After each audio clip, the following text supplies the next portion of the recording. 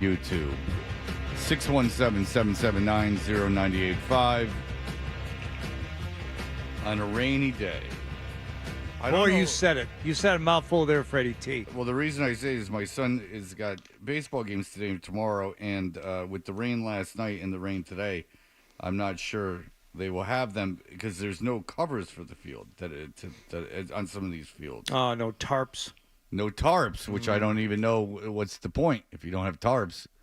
Even a tarp just for the pitcher's mound in the batter's box. They don't. Some of these fields don't have the tarps. Can I tell you what showed up at my house yesterday? I think you're going to. New grill cover. I treated myself to a new grill cover, and let me tell you something. They thought they saw me coming, right? I go online and I look for the specific grill cover that I had before, like $70. I'm like, what do you think? I just fell off the turnip truck? No. I got the generic brand, Wallach. What do you think I paid for it? 35. 24. Look at jackass. You're an inspiration to all of us. That showed up yesterday. So the grill's dry. I mean, it was dry before, but the old cover is just icky. I tried cleaning it, and it was sun bleached. I mean, it's 6 years. 6 years it's been out there just baking in the sun. I'm like, this grill, as clean as it is now, deserves a new cover. $24. Days of grill talk. Why didn't you want to go Grill... you want to go for $3, mister? Keep it up. I'll start the show tomorrow with it. Why didn't Mr. Grill clean the old cover? No, it is beyond. It really was beyond. It had semen all over it. I understand. You know what? Completely knowing broken. how much Hardy loves to grill, you're not quite sure. I was a little put off by an email I got this morning talking about a golf course being closed, and I was telling Wallach, I'm like, just because it rained this morning, they're closing the golf course today. That was from last night, Wallach. They said the course was going to be closed for the rest of the day after we got all that rain that. Down in Canton, the sky opened up like the world was ending. I think it was around 5, 6 o'clock. Oh, we got it at crap. like 8:30. That was we got it at 8:30. There was quite a bit of lightning. You don't get that all the time here. Oh yeah. And there's going to be lightning and thunder today, as at 7 o'clock. Do you have your bets? Oh yeah, Fred. Do you have your bets? No, I'll get them. Don't worry. Oh, uh-oh. This is a quick way to lose, my friend. Oh, really? You think if I spent a lot of time researching this, I would do better in my wagering? Actually, I do. No. No. So, No. Hardy and Kendra was texting me yesterday. She had a lot of questions about what was going on. Did she really? Uh-huh. Oh. It seems pretty simple. You make 3 bets, and the one who wins the most wins. I think she had psychological questions in terms of Hardy's true hatred for her. Oh, okay. Yeah, she Does said, Hardy really hate me? Well, the answer to that, if you looked at the reel that was put out on the Toucher and Hardy Instagram account, is yes. No, I don't think he hates her. No. I think that he's hates everybody. Annoyed by. Well, he hates everybody, but no. I think he's annoyed by. 20-year-olds on the internet is what he's annoyed by.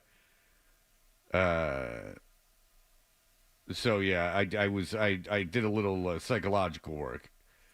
I was telling her, look, he doesn't really hate it, but he's just annoyed by it. That's why it's funny, because he's annoyed by what you do. And I said, Kendra, you're coming off good. Don't you worry. He's coming off like a real stick in the mud. Yeah. He's coming off like a jerk, and you're coming off all right. But that's today. And then if you don't know what's going on, is Hardy and Kendra. Hardy likes to wager. Kendra, of course, is whatever the hell we're calling that segment now. She does the betting. And they're going to take 3 bets, and whoever does the best, what if they tie? I don't know. Then we'll push it. But whatever it is, they're going to do the 3 bets, and then Can I make a suggestion at this point? Kendra and I will, if one of us has the same bet and we're on the other side of that bet, that will be the tiebreaker. But if not, we will pick a 4th bet as the tiebreaker, and we each have to take a side on that bet. Yeah.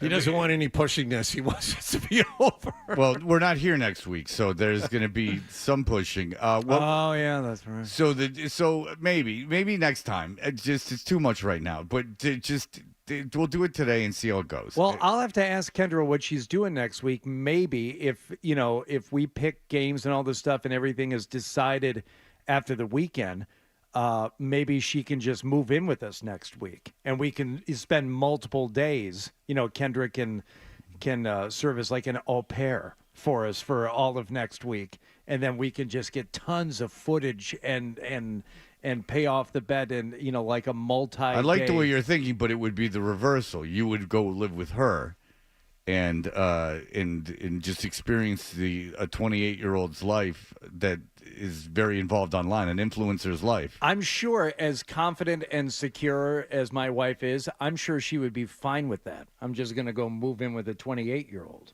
Well, it's not like there's any chance of anything physical happening, so I think she would be fine with it. What, do you think I'm a eunuch? I think that she would become one in your presence. I'm not even. Where's the sounder? Where is it? I'm not giving you one for that. Come on. That was pretty good. Well, if he's not going to move, Yeah, fine, come you can have on. it. Jesus, that was pretty good. I wasn't going to move. But your wife, that's the problem. Yeah, I'm sure she'd be she's really, a problem. I'm sure she'd be No real, sense of humor, that one. I'm sure she'd be real fired up. Like, well, first of all, it's not happening. It's not fair to either one of you. But I don't think the problem would be your wife. I don't think that your wife is going to go like, you know what? There's a lot of tension between these two.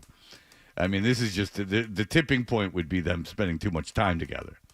But what's going to happen is that whoever wins, Hardy wins basically, because he gets to either experience something new or do something that he's always wanted to do, and that is if Hardy wins, then Kendra will go with him to. It's got to be a box store. Even the guy who runs the small hardware store agreed. It's got to be a box store, and then you got to take her around. You'll have a gift card. And then maybe we throw a little spice and you guys make something together. I don't know. Oh, the email we got, the guy from Obashan Hardware. Yeah, he said it's infinitely funnier because what happened is someone emailed Hardy and they were like, well, hey, you guys are ignoring the little guy hardware stores. And then Hardy goes, well, I'm dumbing it down for Fred. He's a real idiot. Yeah. So he only can say Home Depot or Lowe's. And then the guy went, well, wait a second. It's infinitely more funnier if it's Home Depot or Lowe's because they're bigger. I thought that was nice. A nice pat on the back to me. He was like, not so fast, Hardy. Don't try to get on my side. He's like, I'm on Fred's side in this. But if there is a higher power and they want us all to be entertained, Kendra will win. And then Hardy and Kendra will go and make some magic online. Kendra does a segment on her Instagram account, things in her inbox, as a 20-something-year-old woman in media. And it's all these mean things that guys send her. And Hardy's a big fan of that. So Hardy can go. He can see how she picks the ones that she's going to go with. She can see how she puts her makeup on and how she gets ready, like how she decides what she's going to wear.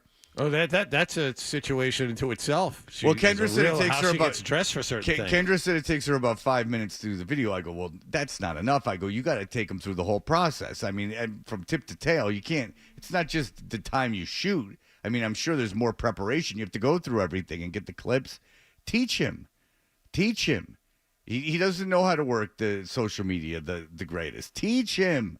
I said to her, and she said, okay. And I said, listen.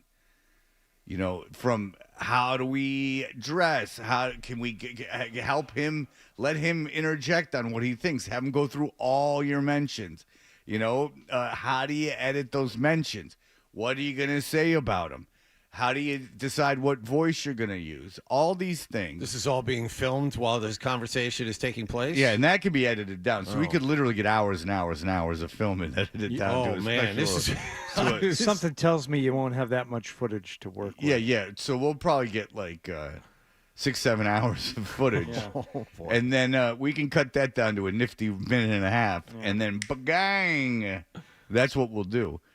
But Hardy will learn so much. It's actually would be interesting. I don't know how to do any of that stuff, like edit the video and things like that of that nature. I'm interested what's in her inbox. I'm sure there's interesting, funny things.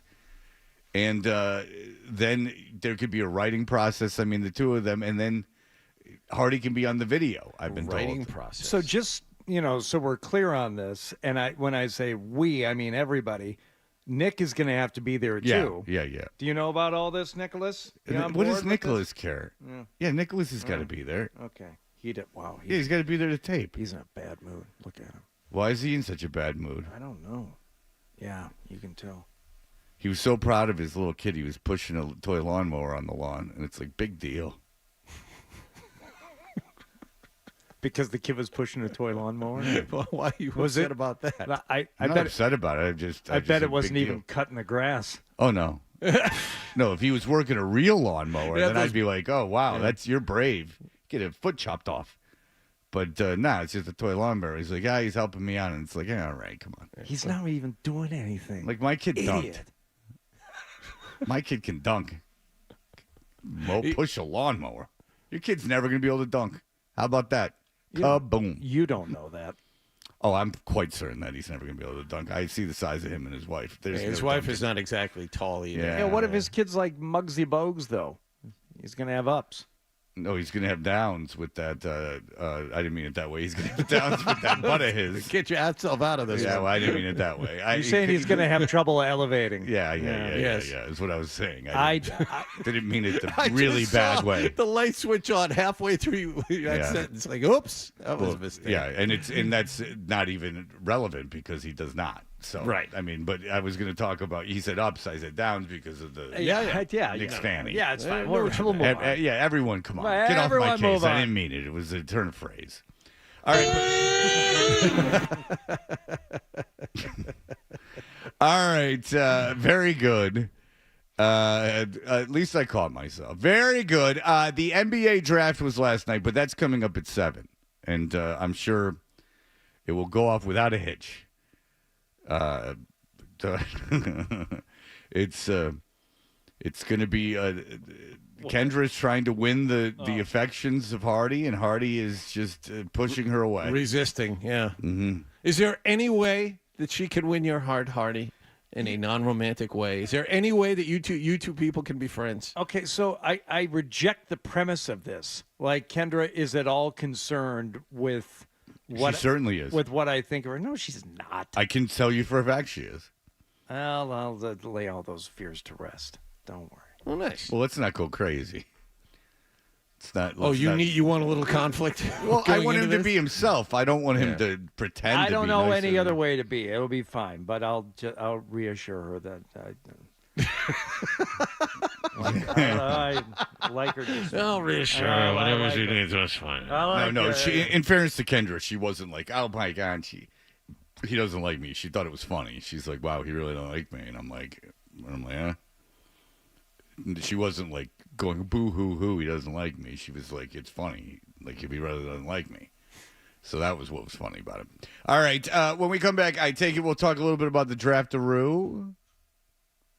Sure. Yeah, all those guys from France. Very exciting.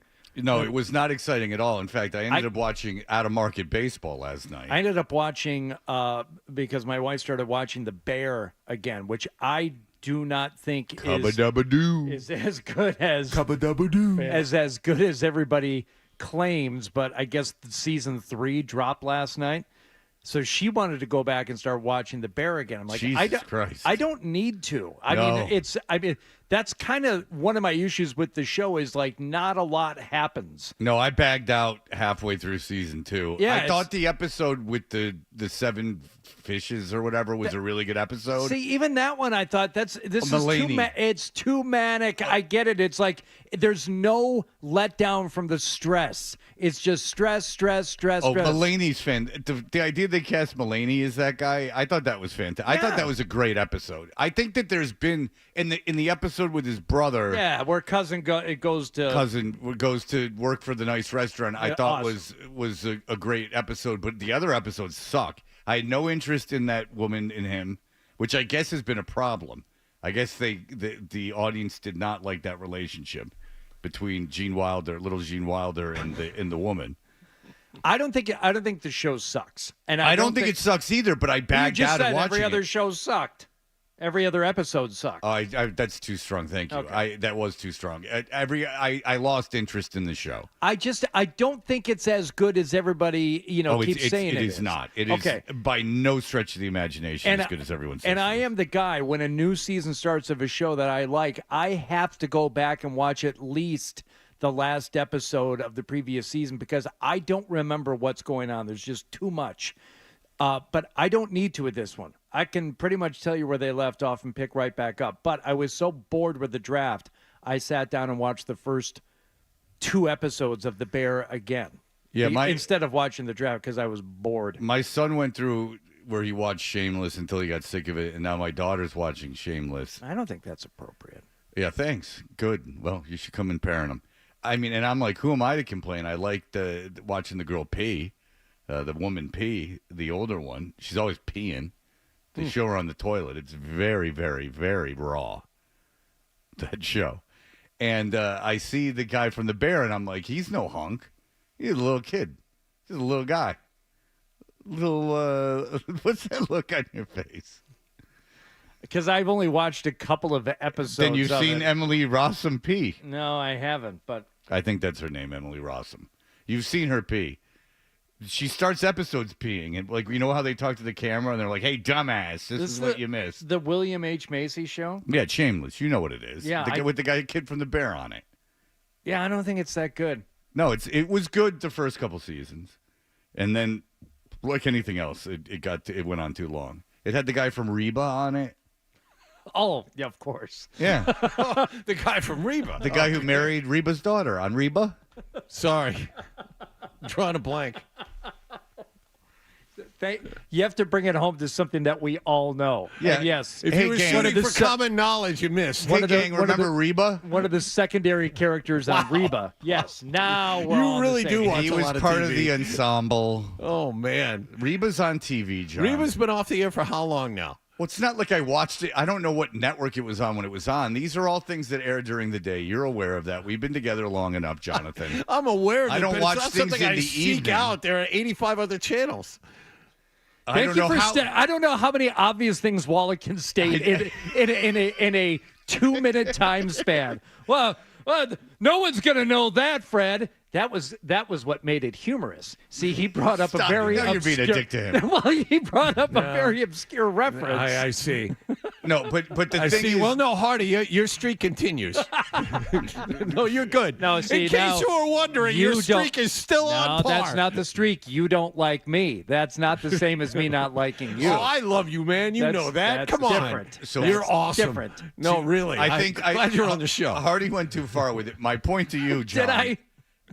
Maybe not. But my point to you, John, is this: is that it's if something's on. I am very. I guess cable now is considered antiquated, but if something is on cable during the day, I am going to seek it out. I can't watch Friends.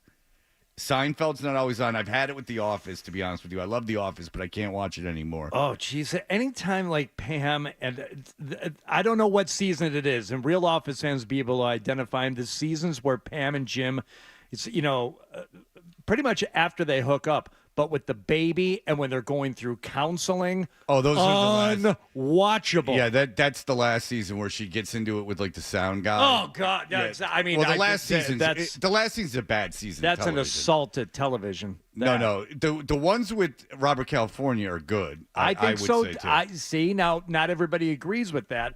I love the Robert California episode. Listen, I love The Office, but I'm just and this is not an insult to it. I'm not being negative about everything, but I've had it with it. Like it's not Seinfeld, which I can watch over and over and over and over and over and over and over again. I watch Seinfeld every day, but it's not always on.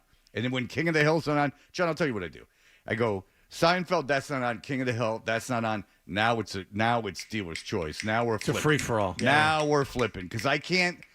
It's got to have commercials. The TV's got to have commercials, or it's not my friend. My friend has commercials, and that's why I watch TV, for companionship. Honestly, not for entertainment. It's for companionship. Oh, you have a dog. Yeah. The dog's there too. Oh.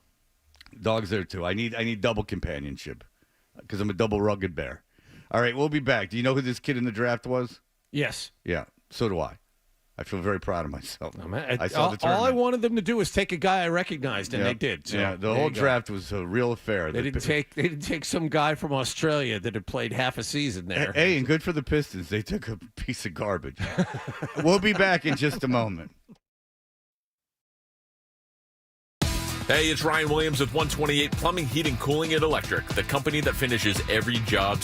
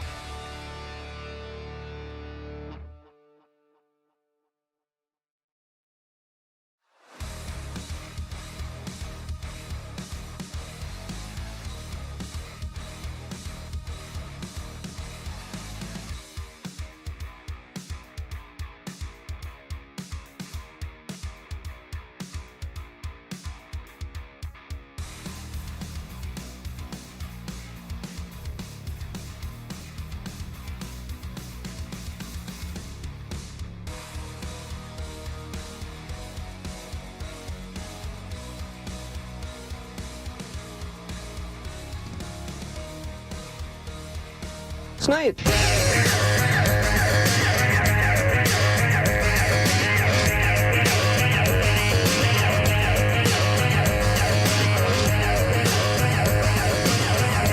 Hey, we're Toucher and Hardy. And Hardy, there was a big NBA draft last night. Was there not? That's right.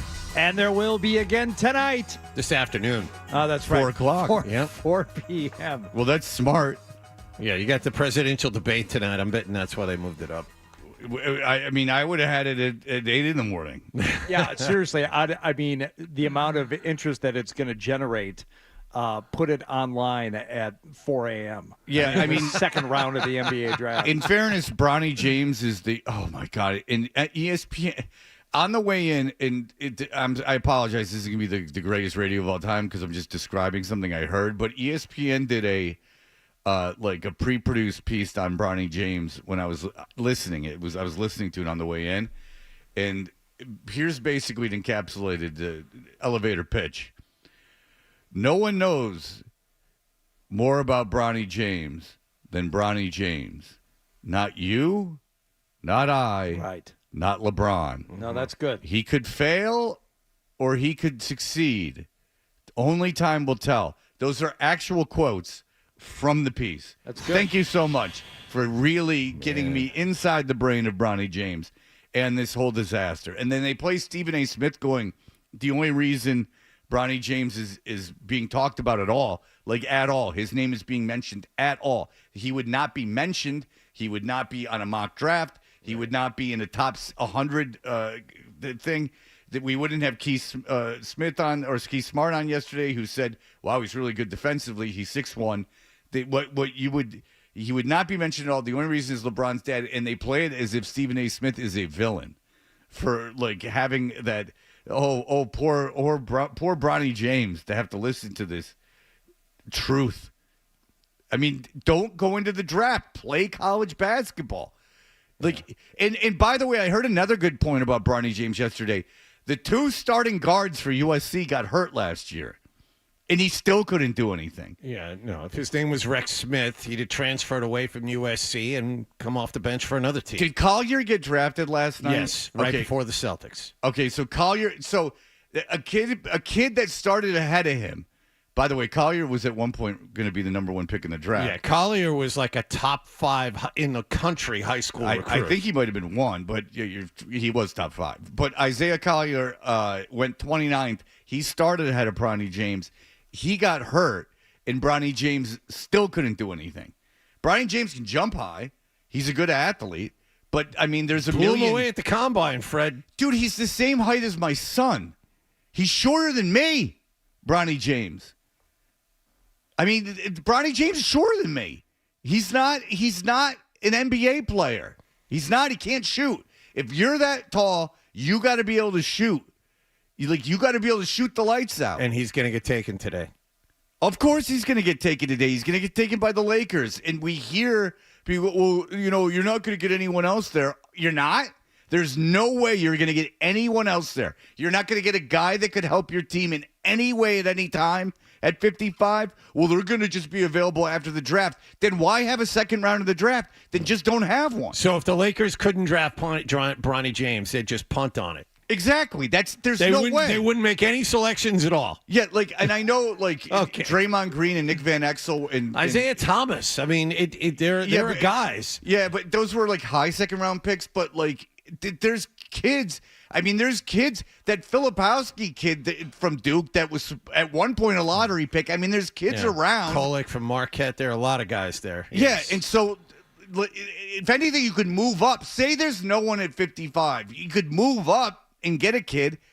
And I find it very difficult to believe that they took 32 kids they took 30 kids last night, and there's not 30 more kids that could possibly play in the NBA. Especially in this draft, where you throw it in a hat, 10 to 60, and it could be anybody at any time.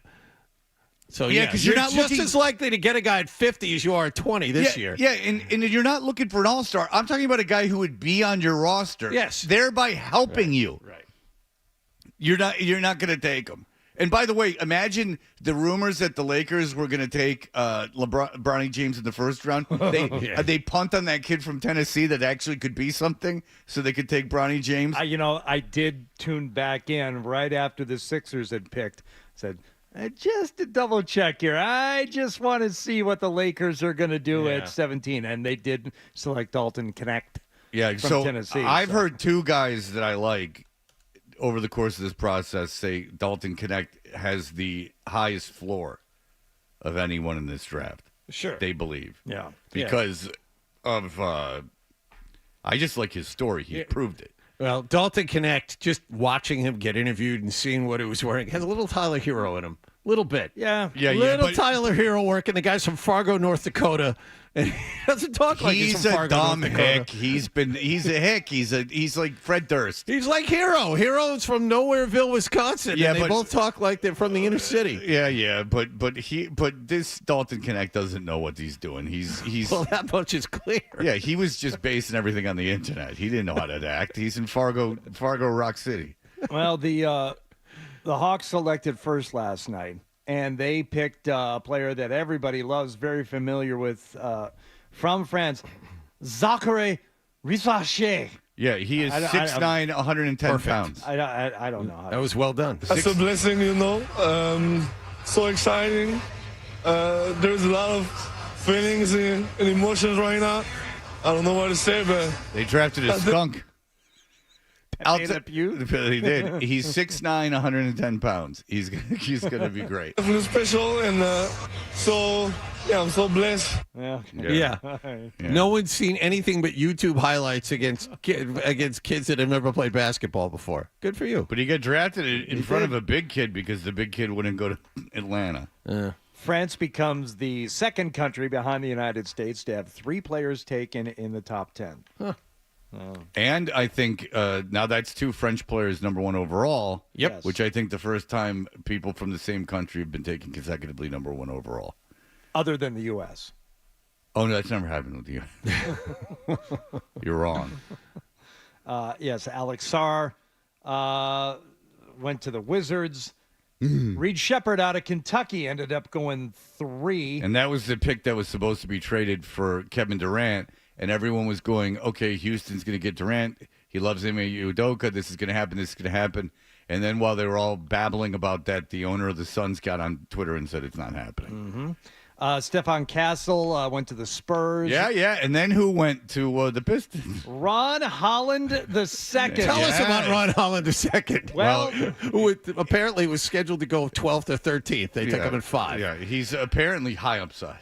Okay. Physical, aggressive, versatile wing who scored prolifically in a challenging season for G League Ignite. Now, he does have weaknesses, poor decision-making, streakiness as a shooter, but the 18-year-old has plenty of room to continue to improve. The season was cut short by a ruptured tendon in his right thumb, which forced him to miss the Ignite's final 19 games. Thumb, sneaky important digit when it comes to basketball. So a lot of people think, oh, what do I need with a thumb or a thumb tendon? Turns out you do, and this does hurt him. Yeah, so and then Klingon, who there was rumors would go number 1 overall, went 7. Then the big thing is Edey from Purdue goes 9. The Naismith player of the year the last 2 years goes 9th. Good for him. Good for basketball. He'll play in the NBA at least. Well, he went to a team where he fits in. Memphis. Yeah. I mean, he's got a really good defensive player, Jaren Jackson Jr. next to him. Memphis is going to be tough to score on. And then a kid from Providence, Carter, goes 13. Then you go we said Dalton Connect went 17th, and then so on and so forth, and on we go. No one very exciting until the 30th pick in the draft, Harder Rooney, and who was taken there? The person that we had talked about a couple of times here so far, Baylor Shearman. Am I saying his last name? Shireman, sorry. Okay, so he was member of the tribe. He was ranked 27th. I don't know his religious leanings or affiliations. Maybe he's like John. Maybe he's walked away from his own religion. He turns back on it. Could be. 6'6", 202 pounds out of Creighton. Dynamic perimeter scorer, shoots the ball at a high level, on the move, while contributing with his versatility and feel for the game White on the kid. wing. Yeah. Yes. From Nebraska. Not particularly long, in terms of limb-wise or the way he plays. In terms of limb-wise. Or physically gifted. It's not organ-wise. That's the definition of Yeah, not long. you can have like a long nose or like a long liver, Or you but just- that doesn't help you in massive basketball. hog. Yeah, it's big. Tony P in DC. His weaknesses, according to ESPN, is he's not physically gifted, which complicates his defensive potential at the NBA level. Him and Peyton Pritchard and Hauser can all. He's the lefty together. Hauser. His game is exactly like Hauser's. Also- That's the guy you wanted. Yeah. Isn't this the guy you were talking about him yesterday? Yep. So I don't know. Will he grow into it? Is he one of these young phenoms coming What out year of a was he? year or two? Well, he's going to be 24 years old in Yeah, September. He yeah. just finished he was 3 years at, I think, South Dakota State, and then 2 years at Creighton. He's working on his master's, so you got to give him Right. credit for that. Congratulations. Well, anyway, maybe he'll be on. He'll probably make the team. He was the leading scorer for a team that reached the Sweet 16 and a starter for the team that reached the Elite Eight 2 years ago. And I mean, he's got high-level experience. He can score. The thing that makes him different than Hauser is what Hardy just said. He can shoot on the move. He's not necessarily a spot-up guy, although he can do that. But 39% from three Which- over 5 years. Yeah, I mean, obviously, if you're going to come into a game, and if he does see any playing time this season, all right, the Celtics certainly made their bones in the postseason playing defense. If he's not a great defender, what are you going to do for us out there? Can you shoot? Can you shoot something even close to what Hauser does? Come out there and give you some surprise three-pointers and surprise points in bench minutes, in 6 minutes a game here and there. Okay, if you can do that, then maybe you'll develop into something. We got a break. I'm always fascinated when Creighton does well in the tournament because I don't know why anyone would go there. It's in Nebraska. Yep. I don't know why you would go there. It's in Omaha. People keep going. They I keep know. doing It's well. just such a weird school to go to. It's like a Jesuit school in Omaha. Why Part the of hell would Big, you go there? some reason the Big East kind of sucked them right into the conference Well, too. because I think they were a little desperate at that point. All right, we'll be back in just a moment. Here are the headlines. Sports Hub headlines. As we were just talking about, the Celtics kept.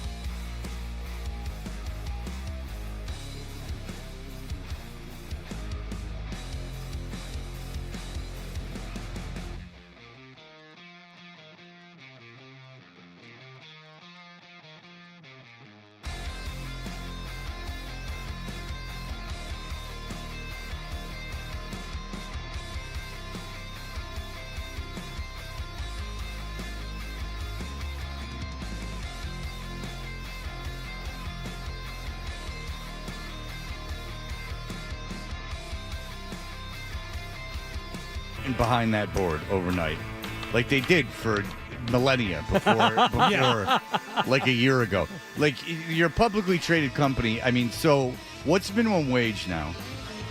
Oh, boy. 15? Sounds right. Jesus Christ, really? It's gone up like $10? $15 an hour. All right, so $15 times $15 an hour times 6. 90. $90, and then there's no benefits and no anything else. So it's $90 5 days a week. You're a publicly traded company. Why wouldn't you just have a human being here? They could monitor all the stations. When something goes kablooey, in the middle of the night, you don't scramble with it at 6 a.m. No, because your morning show is the anchor of your station. It's the most important day part. It's not because I'm on it. It's because it's a fact. That's why there's live morning shows in 3 out of the 4 stations. Well, they're all live, but there's local morning shows in 3 of these 4 stations. If you came in here at 2 o'clock in the afternoon, you'd see Felger and Mez and no one else in this building. The morning radio is the most important day part of the day. It just is. You see Adam 12. He's on till 4. Yeah, but sometimes. I mean, sometimes he's in, sometimes he's not. M12 lives a very nice existence. But if they had someone in here overnight just to go like, hey, the board's broken, then we wouldn't be an hour of the show without the board. I don't get it. I don't understand this saving money. They just neglecting the on-air product is really going to bite them in the ass. You've heard me talk about it. It's not smart. Robbing Peter to pay Paul. It's all gonna fall apart. But go ahead. What's next? And now I don't even want to talk anymore. Yeah, that's right. That's the kind of mood I wanted to get you in, Jack. Did the Sox finish their game? No. No, they're not even close. Stopped it in the second inning due to rain. Okay. But you know what? They're not going to wipe that first inning out, Hardy. They're going to pick it up right where they left off and start in the second inning on August 26th. Why is that bad? That's what they do. You're saying it like it's stupid. I mean, that's what they do. It's only one inning, Fred. Why not just start from the beginning? Because the rules of baseball are that you started from where you left off. There have to be rules, John. I mean, John, you're a baseball fan. I am a baseball fan, and this is something I don't understand. Do you know who Alex? Well, because if you played the inning, you played the inning. It's not fair to the team that's ahead. What's the difference between that and raining a game out in the 4th inning and making it up as part of a whole new game the next day? I don't. What are you talking about? There have been times where there have been rainouts. Games have been stopped in the top of the first inning. Oh, top of the first inning. And then they just you know what? We're not taking those top 2 of the outs. 4th. No, top of the first inning. If I said 4th, I meant first. Top of the first inning, we're going to wipe those 2 outs out and then start over again. Yeah, I think that's a little more reasonable. But you did say 4th. Did I? Okay. Yeah. Well, I apologize. Thank you so much for pointing that out. Oh boy, you got him on the ropes since you were mean to him at 6. I wouldn't even mean to him. Anyway. Do you know who Alex Cooper is? No. All right. Listen to this from Nesson. Alex Cooper throwing out the first pitch, and she drew a big crowd tonight. Podcaster and influencer. Yeah, huge. I thought it was Mayweather walking around. She had 50 people around her, including my son. She's I heard Who's that Mayweather. I don't know who Mayweather is. I don't know Floyd who Mayweather, Cooper I is. think. But I heard Wait, what? Why did he think she was Floyd Mayweather? What's the because she reference? had a big entourage, I guess. So he just name checks. It was Floyd Mayweather at the game? I don't know. What's going on at Nesson? They don't spend any money either. Lockhart heard Alex Cooper, got all excited.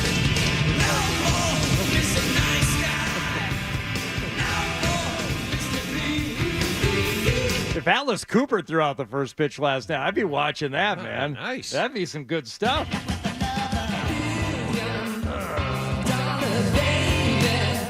It was a strange time in rock and roll. Yeah, it was. I have an Alice Cooper thing in here if I can find it. What do you what do you have from Alice Cooper? I have Pray tell. something actually kind of funny.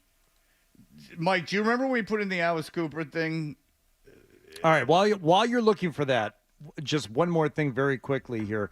Jeffrey Simmons was on the Rich Eisen show. Plays. Am I on the moon? Who are these people? Go Well, ahead. he's a defensive player for the Bears. Okay. Or for the Titans. All right, And the very Titans good. are playing the Bears week 1. Mm-hmm. And Caleb Williams.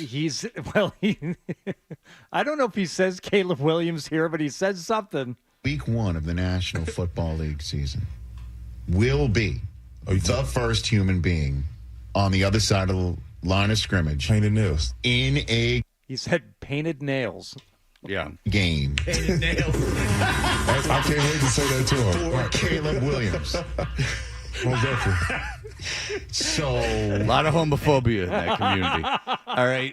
By the way, here's what I was looking for. We never got a chance to play. You want to hear what Alice Cooper's up to nowadays? Yeah. All right. Here's Alice Cooper. Remember the shock guy? He was scared parents all over the place. He killed a chicken, literally threw a chicken into the audience, and they took it apart.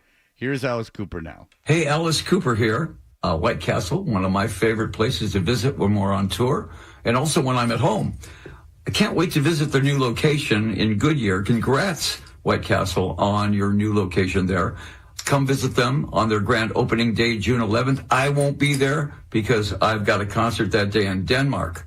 Also, thank you, White Castle, for supporting Solid Rock Teen Centers. And just as a side note, I was born in Detroit. I grew up on White Castle hamburgers, and I turned out just fine. And I have the only pair of White Castle tennis shoes and my own White Castle crash helmet. You can't beat that. Good job, Alice. So I don't necessarily believe celebrity net worth is worth much, but I think you can, even if you cut it in half, what they say Alice Cooper is worth. Sometimes you can double it, but go ahead. Sometimes you can double it, sometimes you can cut it in half, but Alice Cooper's celebrity net worth is $50 million. I don't doubt that for a minute. Why is he doing that? Because Alice Cooper loves the people of Leavenworth, Texas, and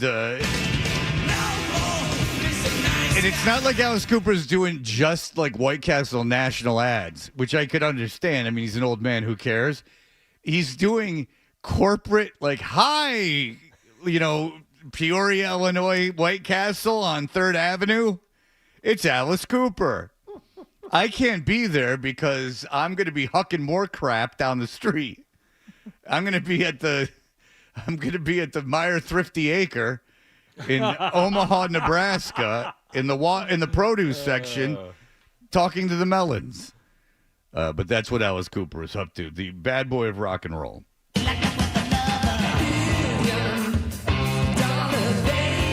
They were not. Alice Cooper's got some good songs. Alice Cooper, real quick. So he's got this agent, and the agent goes, "All right, we need to do something. Nothing's happening for you in California. You need to get something going for you. This is very quick." And he goes, "All right, you guys are gonna." This is when it was the Alice Cooper band. He goes, "You guys are gonna play nude. You're gonna put on these see-through plastic suits, bodysuits, and you're gonna be nude, and you're gonna come out. I'm gonna call the police." Shep Gordon was his agent. He goes, "I'm gonna call the police, and the police are gonna come. They're gonna arrest you. You're gonna get all this press, and you're gonna become huge stars." And so they go, "Okay." So they go and play this club in Los Angeles in these clear plastic suits. They come out naked. The club has no air conditioning. It's about 90 degrees in the club. The suits all fog up. Shep Gordon calls the police. The police come and they go, "I can't arrest anybody. They're not naked." They couldn't even get arrested.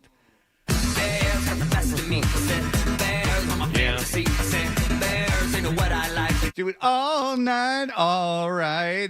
Touch and Hardy brought to you by FanDuel Sportsbook. Make every moment more with FanDuel. That's the Cubba Dubba Doo whistle. That means that Kendra's here, and Kendra and Hardy can make their big-time bets and find out who gets to spend time with whom doing what. We'll have that for you in just a moment. You're listening to Toucher and Hardy on the Sports Hub. Hey, it's B.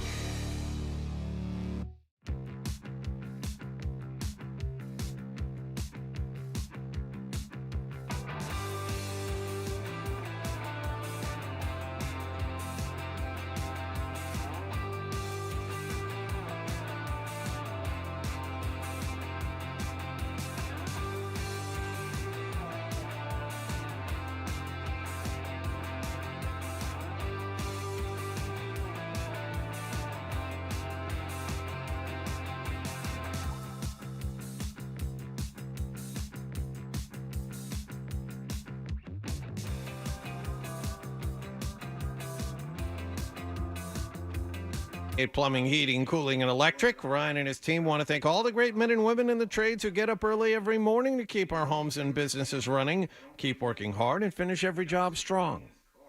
From the Town Fair Tire Studio, the Celtics, the Patriots, the Bruins, and the Revolution play here. WBC-FM at HD Boston 98.5, the Sports Hub, the BCE Group Station. Sports Hub headlines. Round one of the NBA draft was last night. With the 30th and final pick of the evening, the Celtics drafted a shooter. They took 6'6" wing Baylor Shireman of Creighton. You know, they love my game. They love my versatility and how I think the game, and they're excited for me to come join, you know, their program and organization, and they think I'm a great fit for them. He scored 18.5 points a game for a Creighton squad that reached the Sweet 16 to the NCAA tournament this past March. He started for 2 years for the Blue Jays while shooting almost 40% from three. The Celtics also have pick number 54 overall today when round two of the draft begins at 4 p.m. Eastern time. Atlanta selected France's Zachary Risache, number 1 overall. UConn center Donovan Clingan went to Portland at 7. Two-time National Player of the Year Zach Edey was selected by Memphis at 9. And Providence star Devin Carter went 13th to Sacramento. Celtics again picked 24, number 54 overall this afternoon. In other NBA news, the Knicks have re-signed OG Anunoby to a 5-year, $212 million contract extension. And in baseball news, the third and final game of the series between the Red Sox and Toronto was suspended in the top of the second inning, scoreless last night at Fenway Park due to rain. They'll start at that spot as the first game of the day-night doubleheader August 26th. The Sox will continue their homestand tomorrow night at Fenway Park against San Diego. Sports Hub headlines are brought to you by Eastern Maternity. Are you an expecting mom? Did you know that breast pumps and other maternity products are covered by insurance? Eastern Maternity of New England has them in stock and ready to ship to you. Shop online now at easternmaternity.com. I'm John Wallach at Boston's Home for Sports, 98.5 The Sports Hub. Your next update at 7:30. This is Jaylen Brown. Jaylen Brown turns the corner. Finger roll is up and good. Score in the foul. Listen to home of the Boston Celtics, 98.5 The Sports Hub. Toucher and Hardy, 98.5 The Sports Hub. We are Toucher and Hardy, brought to you by FanDuel Sportsbook. Make every moment more with FanDuel, and everyone get on YouTube now. Kendra Middleton is in studio. You can search 98.5 The Sports Hub on YouTube and subscribe. I give you the phone number, but we can't take calls because we can't run a lot of part of the board, and there's no engineer here that can help. Do you want to just give out your cell phone number and you can hold the speaker up to the microphone? That's not a hard number to get, apparently. So, I mean, if you want the great joy of me not... Danielle, you're interrupting the show. Danielle, you're... finger swears. Hey. Finger swears. She gave me the middle finger. Flipped HR, off. HR. Yeah. She loves herself some Kendra, apparently. Unlike Making Hardy. Googly eyes at Kendra through the window there. Yeah, she said unlike Hardy because if you know this, Kendra and Hardy share a lot in common. Kendra is someone who comes on this show under the guise of, and she's done well, under the guise of this sports gambling, but it's turned into more than that. And Kendra, as people in her age bracket do, they have an online hustle, like they're online hustling, like they're influencing and things of that nature. Kendra, in fairness, is doing television. She's doing radio. She's doing other things, but there is that aspect of her life that is online, which drives Hardy insane. Hardy does not like that. He doesn't think it's a real job, he said. No, it's that every aspect of your life is online. And that's not true. Okay. The compulsion to document everything that happens to you online. How's that? It's like a diary. Yeah. A diary used to mean private. You would hide it. Well, I have a private social media account. You would. You understand that's a contradiction in terms? Private social media? Well, how about you live your life how you want to live your life? Okay, look. You can unfollow me. Fred is trying to explain my feelings about the situation. It has nothing to do with your hustle or your drive or your ambition. if he's talking about what I don't understand, I understand this about you or anyone else, the need and the feeling that if like something happens to you and you don't post about it online, it's like it almost didn't happen. I don't know. I don't post about my family. I don't post about my relationships. I don't post about that kind of stuff. I think like that part of my life is what I'd like to keep private. Okay. But all right. Yeah. You never post about your relationships? I've had one boyfriend in my entire life that I posted online, and it was before I was even anything. And this is not like an age thing either, because I don't know, and apologies, Fred and John. Fred, I'm sure you've done this. When you were married, you used to write these passionate paragraphs about your wife on your anniversary and post photos about it. Like, here we are celebrating this wonderful person that I've had the joy of spending all these years with. I'm like, if you're at an anniversary dinner with your, partner, why don't you look across the table and tell them those things? So it's like, you know what I'm going to do for you right now? I'm going to post about this on Facebook so everybody knows how much I like being married to you. It's like, you're at dinner with the person right now. Just tell them. 50% divorce rate after one of those goes up. There's no question about it. That is a 50% divorce rate. That's like people in their 40s, 50s, 60s doing that. I'm like, why do that? I had a fraternity brother of mine put something up like with "Isn't she lovely?" and like this montage of his wife, and I'm like, something bad's going on. Like I honestly was like, this is a desperate olive branch That's to why try to. I don't post my relationships. Yes, that's right, Kendra. But I'm on your same page, Hardy. Like every time I see that, and I think, and it's usually right. Like something bad's going on, and I think that if I never did it because I'm not that. Emotionally sound or that non-narcissistic to think about someone else to that degree. But if I ever was thinking of doing it, it would certainly be at a point in my marriage where I knew things were going bad and I had the compulsion to save it, which I'm not positive I did.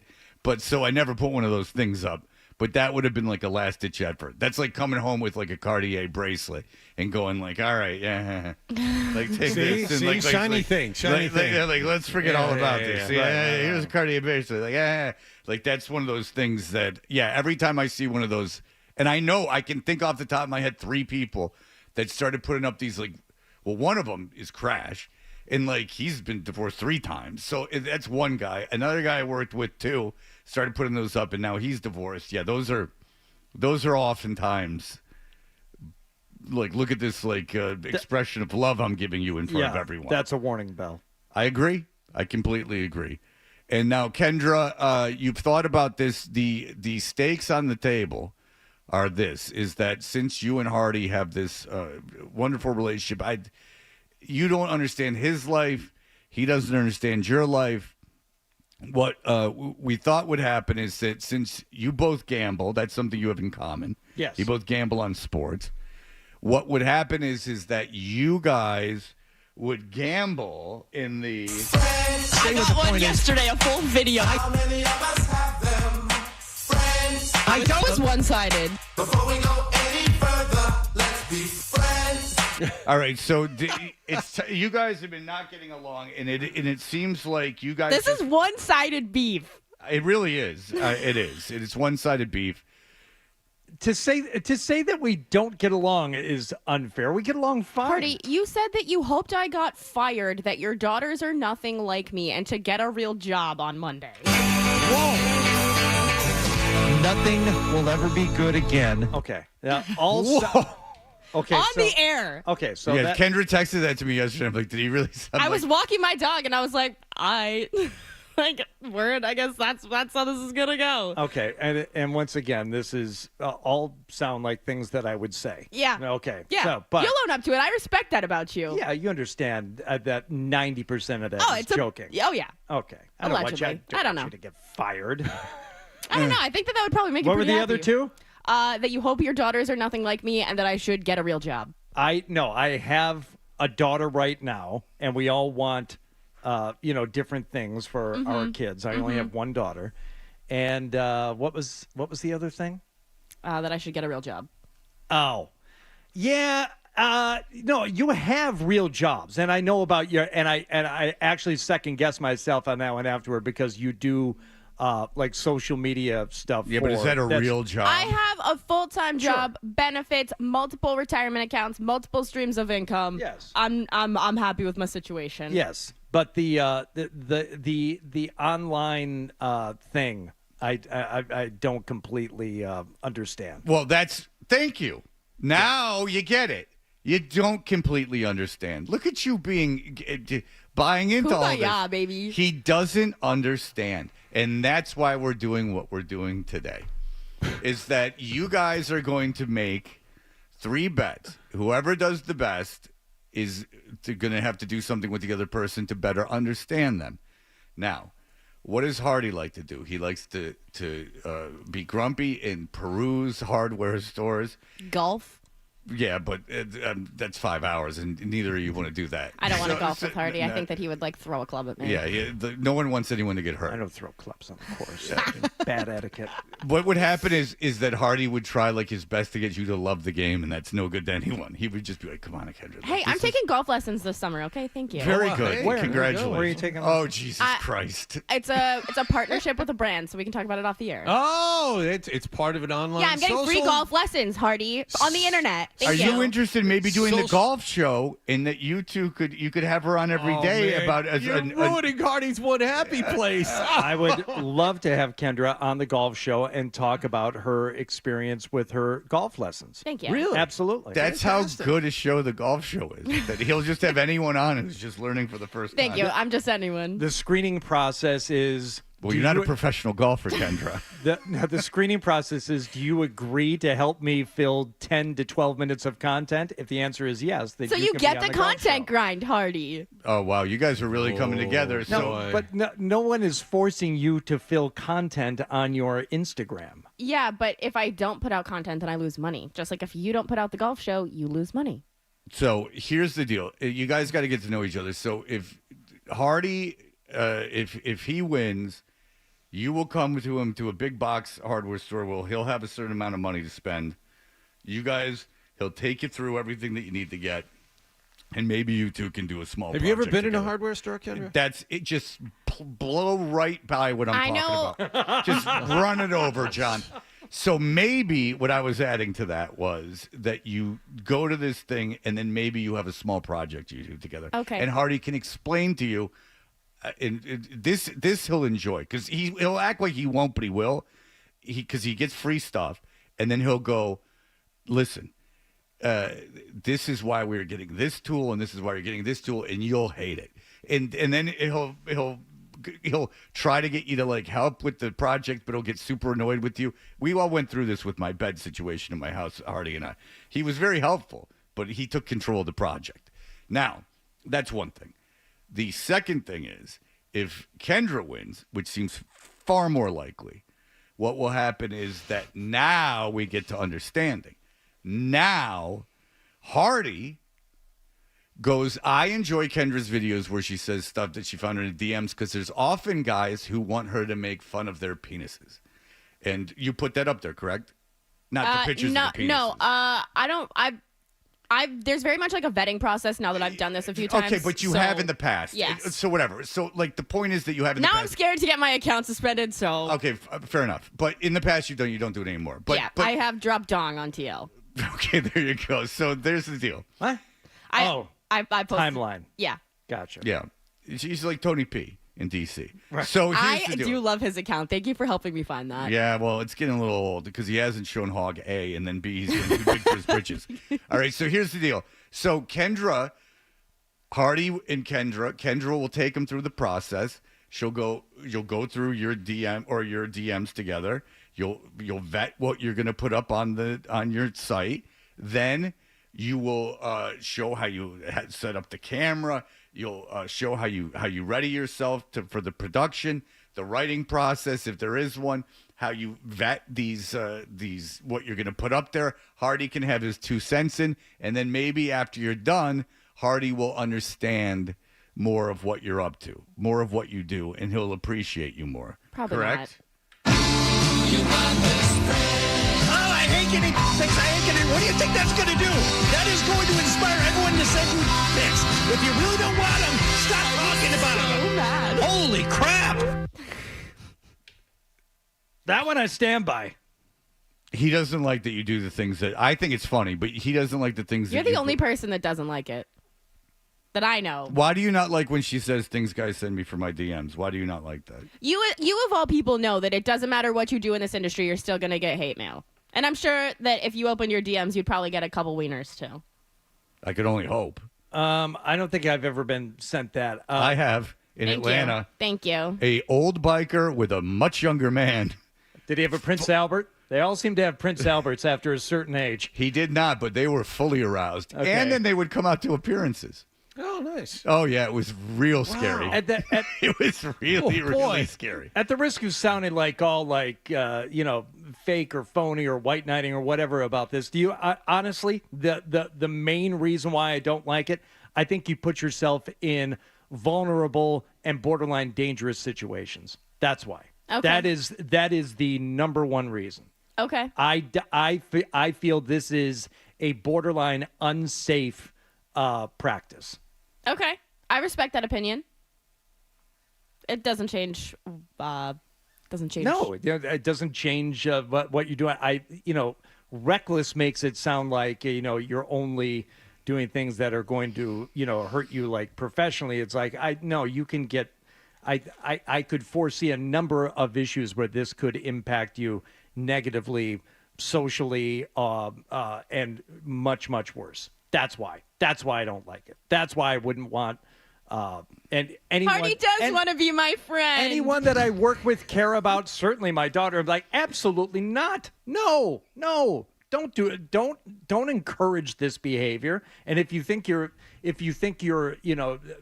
acting as a deterrent, it's like, I'm going to air this guy out. I'm going to do this thing. I'm going to tell this guy's wife on him. That is going to inspire the crazies to do even more crazy things. But what if it's making lemonade out of lemons? Like, she got all this stuff before she even started doing it, and it's coming, and then so now she's like, I might as well get content out of it if these guys Which I'm going to get it anyway. She's going to get it anyway. That's kind of the whole thing. Is I got it because before. I just explained it because it is going to inspire people to do more things, and at some point, I'm sure guys have already crossed the line with what they've said and what they've done. That's already happened. All right, well, let's do this. We don't know, so hopefully Kendra wins this thing, and then you can go in there and you can go through the DMs with her, and you can find out what she goes through as a woman on the internet. In under 90 seconds. Well, but what you do will be far more than 90 seconds, Kendra. Yeah. We're talking about like 90 hours. Well, how long does it take to make one of those 90-second videos? 5 minutes. Okay. But good. No, this yes. to make the actual video, 5 minutes. But that's not the experience, and that's not entirely accurate because there's more that goes into making the video than actually filming the video. Fred, it is what it is. If it takes 5 minutes, then it takes 5 minutes. No, she has to take you through her life online and explain it to you. He wants you to go through my messages. No, I want you to show him with what you're comfortable showing. This isn't about me. This I'm not is about you. I'm not uncomfortable sharing my messages. Yeah, I know you're not. Soak the Shaka, what up? You have nothing to be ashamed of, sir. All right, so here's the deal. You'll go through that. She'll take you through the whole process. Do you decide like what you're gonna wear and like the makeup and everything? No, I usually no. All right, but you do put on makeup and things of that nature. I'll just like film like any video that I film just happens throughout the day. Okay. Oh, even better. It's just throughout the day. So you just spend the day basically doing stuff. It sounds like it's a 5-minute affair, and there's not a lot of thought and planning that goes into it, Fred. I'm sorry this is going poorly for you. And you're shocked by that? There's not a lot of thought and planning going into anything that I do throughout the day? She has to go through her mentions and find out what she's going to do, and that has to take more than 5 minutes. Yeah, but she's smart. She just scrolls through them, and she can say, yeah, no. And if she can explain it to me in a very short amount of time, this is not going to be a lengthy process. Then you don't get free tools, Hardy. Plus, she's an expert at this, so she's got to dumb it down for you. I'm going to teach you how to use a TikTok green screen. See? Now we're talking. Now there's green screens and things of that nature. She has to dumb it down for you and explain the process. She can't just do a normal video with you there. You'll get nothing out of it. She has to take you step by step through the process. How she came up with the process. Okay, I can't believe I'm doing this. I might even help in this endeavor by suggesting something at this point. Maybe during this process, Kendra can explain TikTok to me because I don't. No. I've thought all this through. There's going to be a lot of explaining. I don't have it on my phone. I watch TikTok Reels, but whenever it asks me to open TikTok, I'm like, I don't even have it. I never downloaded the app. And you can show him. You want to talk about something I don't get when my daughter's like, I'm doing a TikTok dance. I'm like, how? What? You're doing what? So the thing about TikTok, and I've got my mom on this recently, it's better than Google as far as like a search engine. So if you need to teach yourself how to do something, I don't use TikTok for entertainment. I use it because it'll teach me how to do whatever I need to do in under a minute. And the search engine is the best. So you don't even need to put in like a full whatever you need. It'll automatically suggest it to you. All right. Very good. Well, when we come back, we will find out what the bets are for these two crazy kids. And probably the least interesting part of this. But yeah, we do have to make our bets public. Right? Yes. I don't know if it's the least interesting part. I mean, I want to, fade you guys on these things. I got to see what's going on. All right.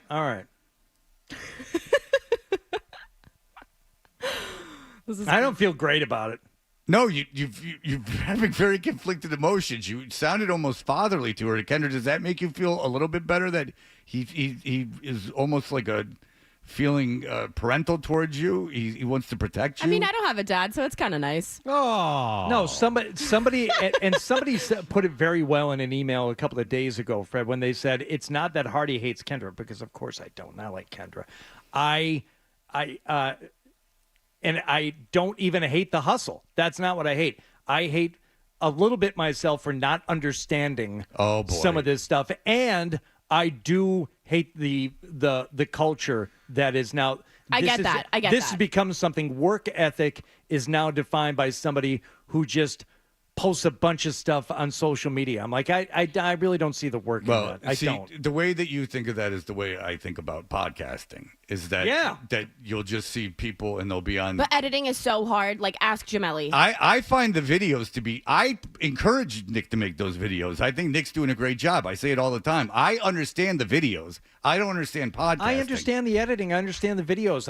I've made hundreds of videos, and I understand about the edit, and I do all that stuff. That's not the part that I have the issue with. Okay, very good. We will come back. We will find out what these bets are, and then we will go into the evening knowing exactly what's going on when Hardy is looking to protect poor Kendra, and Kendra is looking to just teach Hardy how to love. And that is what is going on here, and we will have that for you in just a moment. Stay tuned for more Kendra and Hardy.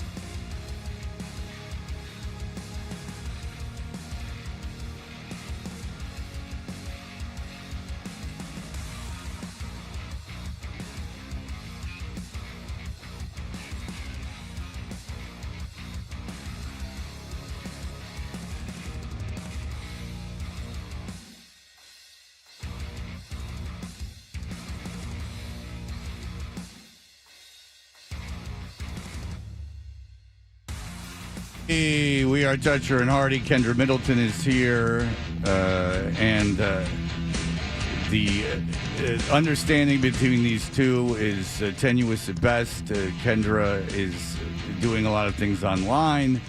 Hardy doesn't understand that. Hardy likes working with his hands. He likes tactile objects. He likes hardware stores. There is a bet on the table. There has been a lot of disagreements between the two. And it can only be described. I got one yesterday, a full video. That was one-sided. Before we go any further, let's be friends. It really has been one-sided. Hardy, Kendra's been nothing but trying to reach out to Hardy. And what the most interesting thing is, at one point, Kendra was talking about the Travelers Championship, and she was doing bets about the Travelers Championship. And I said, "Wow, Hardy, look at Kendra. She's being really nice. She's trying to be friends by talking about the Travelers Championship," and Hardy got mad about that. Yeah. He was like, "Why is that trying to be my friend?" And I'm like, wait a second. Again, you're misreading the situation entirely. I thought that was being dismissive and offensive to Kendra. Get out of here. Please. No, I'm not going to get out of here. You were saying that by saying that about Kendra, it means like, oh, she's just being this manipulative person who doesn't actually care anything about it. No, she was being nice. There's one way to look at it. Were you being nice, or did you have an actual gambling thought about golf? I actually like golf. Yeah, See? I know you like golf, but would you you never talked about the Travelers Championship before? It was the only thing to bet on. Yeah. She was trying to reach out to you and lend an olive branch. I didn't say she didn't like it. I said that she was being nice. And or phony in talking about something that she wasn't really interested in. I didn't say phony at all. I meant she was being nice. And you see, again, you're doing this. Here's the thing, though. If I knew nothing about gaslighting, again, Jonathan. He's hammering it if home. I knew nothing about golf or golf betting, I wouldn't have hit the 20 over. Yeah. See, Hardy just tried to flip it on me. I didn't try to flip. just gang the up reason on him. why no, this is a very detailed, a very minor point. But you think I flipped out on you because you were saying Kendra's being nice, man. I didn't want her to be nice, man. I said no. The reason why I flipped out is that you made it sound like Kendra was only in here talking about golf betting because she was trying to kiss up to me. I'm like, that doesn't put her in a good light. I don't recall how that went down. I think how else did you mean it? No, I know. Just told you I meant it. She was being nice. Well, she was talking an awful lot about golf. I remember this because I was leaving as you got mad, and that's why I walked out of here. You were mad that he said that I was nice to you. Yeah, that was what the point was. Yeah. You got mad because I said that she was nice to you. That's what you got mad about. You can spin it any way you want. That's what you got mad about. Kendra's heard it too. I got mad because that implies that she was only talking about that as a way to manipulate my feelings about her. That wasn't it. When you were insulting her throughout the rest of the break, that's when you decided to step in and take her aside. Yeah, I was insulting her for the rest of the break. This is becoming less and less funny every second. It really is. This is what's going on. You were yelling at me because she said that you were being nice. I said she was being nice. That's all. And I don't think she was being nice. I thought we were trying to have an actual conversation about like sports and gambling. No one wants to talk about the Travelers Championship that much. Believe me, no one wants to do that. Well, guess how many people want to talk about this? I'm not putting my hand up. I don't want to talk about my relationship with Kendra. I've gotten quite a few emails. Hardy, what are your bets? 20 minutes a week. I've gotten quite a few emails about this, and you're being very salty about this whole thing. Still. I know, but you're trying to invent like some drama. It's not there. It's absolutely there. It's been happening this whole time. This is what has been going on this whole time. You don't like the online stuff. This is what's been happening. Right. All right. To make you happy, you tell me your bets, and here we go. You want my bets first. I want your bets first. Okay. I'm doing 3 baseball bets just based on who I think has a good chance of winning some games tonight because I don't want this to drag out any longer than it has to. All right. What are your baseball bets? I'm pulling them up right now so you know exactly what's happening. I got the Blue Jays plus 1.5. All right. Blue Jays plus 1.5. Against the Yankees. Blue Jays are at home tonight. Are you just finding this out now? Or No. I've already bet them. See? Oh, okay. And they're under my bets. I thought you were All just right, Blue Jays plus 1.5. And They're honestly, favored against the Yankees. And I can't see. Okay. They're favored against the Yankees. Thank you. No, they're actually dogs. Oh, plus 1.5. Sorry. Yeah, my bad. Phillies are favorites against the Marlins. I'm laying 1.5 with the Phillies tonight. And Baltimore, also a favorite. I'm laying 1.5 against the Rangers. Okay. So my bets are Blue Jays plus 1.5, Okay. Phillies minus 1.5, Orioles minus 1.5. All right. Kendra, what are your bets? So I texted Fred last night for the rules to make sure that this was allowed. I asked him if we were doing this based off of just straight up or if we were doing it off of ROI. And it seems like Hardy decided to go the ROI route, and I decided to go the haha, I want to win this. So my first bet I have... What? And these are all available. I didn't just pick these. These are all available for you to bet. I'm taking Macklin Celebrini to go first overall in the NHL draft. Lock. Spain to beat Georgia in the Euros. And Max Verstappen to be classified in this weekend's What does race. that mean? It means that he has to finish 90% of his laps in comparison to the winner, so he So basically just has to finish. Are these all like minus 10,000 bets? No. But What are they? minus 2,000, minus 525, and minus 1,600. They're all locks to happen. Welcome to hell, Hardy. She outsmarted you. All right. So what was the second bet? Oh, man. Spain to beat Georgia in the Euros. It's Georgia. Oh, my God. All right. So there you go. Not in the spirit of the She bet. outsmarted you. Not. I mean, she all did is fair outsmart you. all is fair in love and war, Hardy. I said there was no rules. Just you had to make 3 bets. boy. And that I asked you if it had was to win. ROI or straight up. And ROI is too complicated. Thank you. So I said, well, I didn't give you like a budget to bet on. It was just make 3 bets. Oh. And I mean, any fool would know to make the easiest bets possible to win. But Hardy's face right now. But that's not what happened. Well, okay. If we both did that, then we both win all 3. But you could have done that and you didn't. That wasn't the spirit of this. You know that wasn't the spirit of this. She said, are there any rules to the gambling? And I said, nah, not really. She goes, ROI. And I'm like, return on investment? I'm like, who cares? Just make gambling. Just gamble. But Just that's make not picks. that's not even gambling what she's doing. You had There are bets you can make online that yes, she's gambling. but no gambler would make those bets. Oh, I don't know that. Kendra. The difference would be gamblers would make these bets if there were better odds, but the fact that you have to pay in is the difference. But that, hey, who's to say? I mean, they're on there to make they're available bets that are on these betting services. I mean, there are people making those bets. Yes, that's right. I mean, Hardy hates me again. Well, you outsmarted him, is what you did. Yeah, there was a bet for Drake May to go number 1 overall. That's a bet you can make. You can make a bet. People That's a bet real on Bronny James going number 1 overall in the draft. They did. We had a guy in yesterday, Keith Smart, that said that there was a bet. I've seen that one. Yeah. I mean, people had the kid from 7'2", kid from UConn going number 1 in the draft last night. Yeah. People had Bronny James going in the first round yesterday. There's a lot of bets you could make. You could bet on Caleb Williams being the first pick in the draft. You absolutely could. So I could have. So you could have done whatever you wanted, and you didn't. Okay, so I could have bet Bronny James to go with the first, second, or third pick in the second round tonight. And when he didn't go in any one of those, I would have won. I don't think that's a bet you can make. Sure, it is. I don't think you can bet. That he wouldn't get taken. I don't think you can bet that he wouldn't get taken. I don't think you have to bet on where he would get taken. Show me the way we'll do it, and I'll let you do it.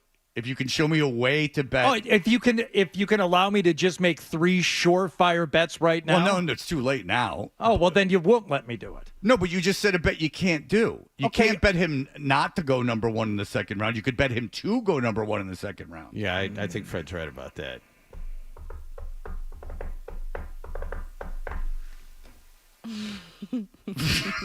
He is not happy.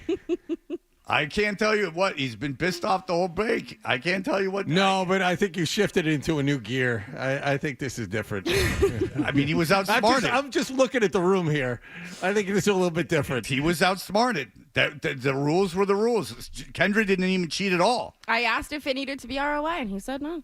She goes, does it have to be ROI? What do I care, ROI? Would you have said yes to ROI? No, I don't care. No, who cares? It's make 3 bets. Who cares? If you push, you push. We'll move it over in a week.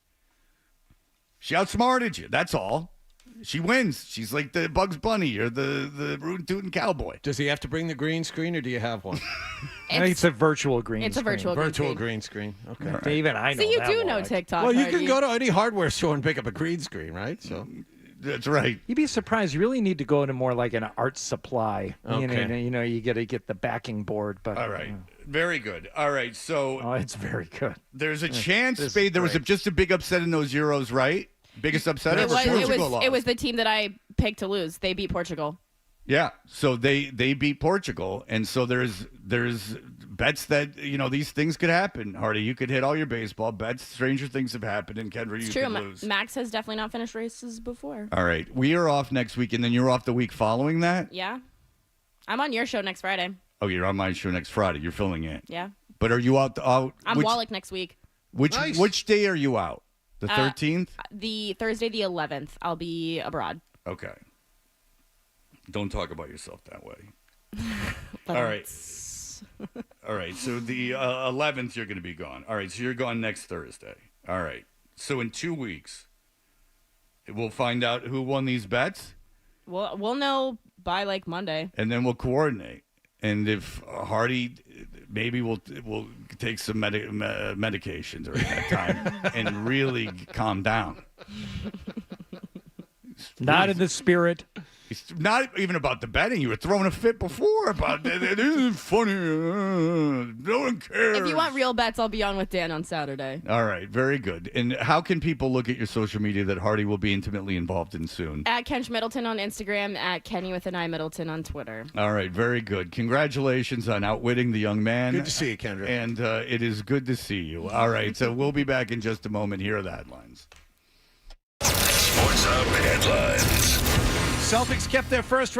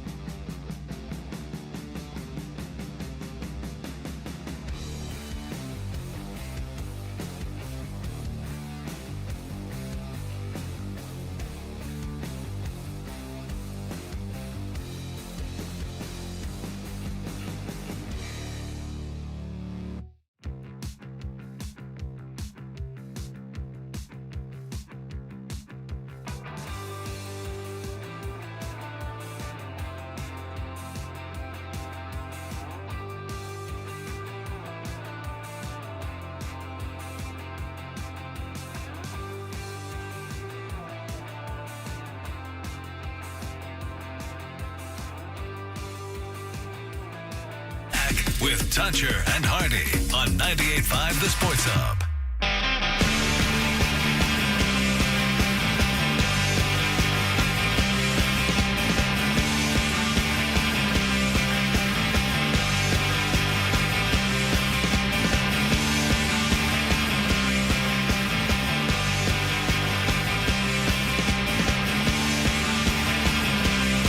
All right, we're Toucher and Hardy, and yesterday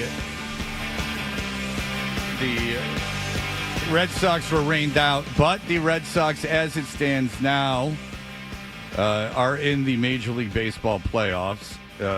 They're tied. I guess them and Kansas City are tied. They're only a game out of the second wild card. Baltimore, lots of injuries, Jonathan. Yes. Lots of injuries to their pitching. Pitching has been awful for them for the last few weeks. They have really struggled. Yes. Yeah. And so Minnesota does not have starting pitching, but they have a wonderful bullpen. And Correa's been on fire the last 3 weeks for them. So. Who is this shortstop from Colorado, by the way? Do you know who I'm talking about? I do not. Oh, there is it's a kid you need to check out in Colorado. Colorado, a shortstop named Tovar. Okay. I can't pronounce his Ezekiel Tovar. Okay. He is a sensation defensively, and plus he's hitting very well. He is a shining light. Mm-hmm. He's going to be marketed as a star you watch. Okay. He's going to be the next up and coming star in Major League Baseball, and that's my little tidbit to the baseball fans out there. Tovar from Colorado, shortstop. Okay. Outstanding defensive player, hitting with a little bit of power. Hitting almost 300. Absolutely. Yeah. And he got 12 home runs, I believe. Mm-hmm. Not bad for a little shortstop, a defensive first shortstop. He's a slight kid, too. Yeah, 6 foot, 160 pounds. This kid. Yeah, and if he's 6 feet tall, I'm 7 feet tall. Okay. All right, so here's the deal. The Red Sox are outperforming what they should be doing. You had Breslow come out and basically say things were going to be slow and steady. But Hardy yesterday, Cora talked to the media, and what did he have to say? Oh, well, he was talking about what the Red Sox might be doing trade deadline-wise. When you stay put, well, there's going to be teams that they added, right? And they're going to be better than you. It's not that your team was a bad team, but the other ones around you got better. And when you 1 game back, 2 games back, yeah, we played well until Jaron got hurt last year and cost us, right? But that was it. You know, we didn't have more, right? And we'll see what happens in a month and a half. We just got to keep playing better baseball. All right. So he is telling Breslow you have to add. Mm-hmm. He's telling Breslow that and he's defending his team. He's like, dude, we're in the playoffs. When you're in this situation, it doesn't happen all the time. Add. You can't keep all these. And he's not even saying go crazy. And, trade for Vlad Guerrero Jr., like a rental. It's funny. He's talking, this is like an open letter to Breslow. Like, here's trade deadline 101. And if you want to make sure we don't get all pissed off like we have in the past because you didn't add to a team that was playing well, here's what you do because other teams might get better. And get it? The last 2 years, considering the collection of talent he had around him and the fact that it was Bloom back then, did not add at the deadline. The fact that those two teams, I think they won 78 games each of the last 2 years. The fact that they got there is solely because of Alex Cora, who I think is a very good manager, but has been given nothing to deal with, and he's upset about that. And listen to the markets that are around you. Take away Houston because Houston will add and has a lot of money. But here's the teams that are around you in the race. Minnesota, Kansas City, and Tampa Bay. You're Boston. Yeah. I mean, this is ridiculous. And no one's asking you to go out and do anything crazy. Get a left-handed pitcher. And maybe get another bat, but get a starter, get a left-handed starter. No one's asking you to trade your entire farm system, but, give up some lesser assets to bring in what, John, a fourth starter? Yeah. It's not insane. Show us you care a little bit. Unlike the last 2 seasons, show us you care just a little. Not asking for a lot. Just we are holding down a playoff spot despite a bunch of injuries and a lack of talent, and we're playing our hearts out. Show us you care. And I don't understand this, is that, here's the part I don't understand, is that it doesn't cost you any money. In fact, you make money. So here's the deal. If you trade for a left-handed starter and say you trade for a rental and you give up like a small piece of your farm system, that's no money out of your books. And if you get home playoff games, that's revenue that you're getting. So I don't even understand how financially that hurts you, unless you're just being precious with your minor league system, which is ludicrous. Like, you're not going to trade your 10th, 11th best prospect to help a team that's in the playoffs right now? That doesn't make any sense financially to me. If you wanted to make money, if you were treating it like a business, am I off here? If you're treating it like a business, wouldn't you want the gate for the playoffs? I mean, I understand, like, you don't want to trade for a superstar that, like, again, you're not going to give up a big prospect to get Vlad Jr. who might go, and then you might lose him at the end of the year because that's bad for your franchise. You're not that good, right? Like, I understand you might not want to bring in a guy with like a huge contract. What's an example? What's the other guy from Toronto? The infielder. I don't know what his contract situation. Bo Bichette. I don't like say just for the sake of argument, Bo Bichette had like 3 years with a bunch of money remaining. Maybe you don't want to take on that asset. Fine, like I get it, but get a left-handed fourth starter. It doesn't cost you any money, and it's not costing you any talent that's going to show on the. And say you trade someone who becomes a decent major league player. So what? So what?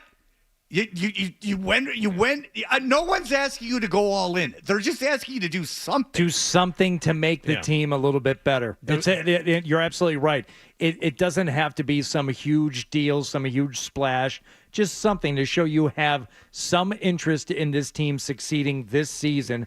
Give people a reason to watch and give the players a reason to think that you actually care and you're supporting. And I actually think this is good for the young players to do it because I think it'll pay later if indeed they actually decide to spend. Yes, it'll pay later that you have a core there waiting to go. Right, and also doesn't that core, like getting them through this, like even if they don't make the playoffs, like having a playoff push at the end of the season, having games that matter has to be good experience for the guys that are going to stick around. Go ahead. The Red Sox did almost nothing with their rotation. They added this guy, Lucas Giolito, who was horrible last year, got hurt in spring training. He's out for the season.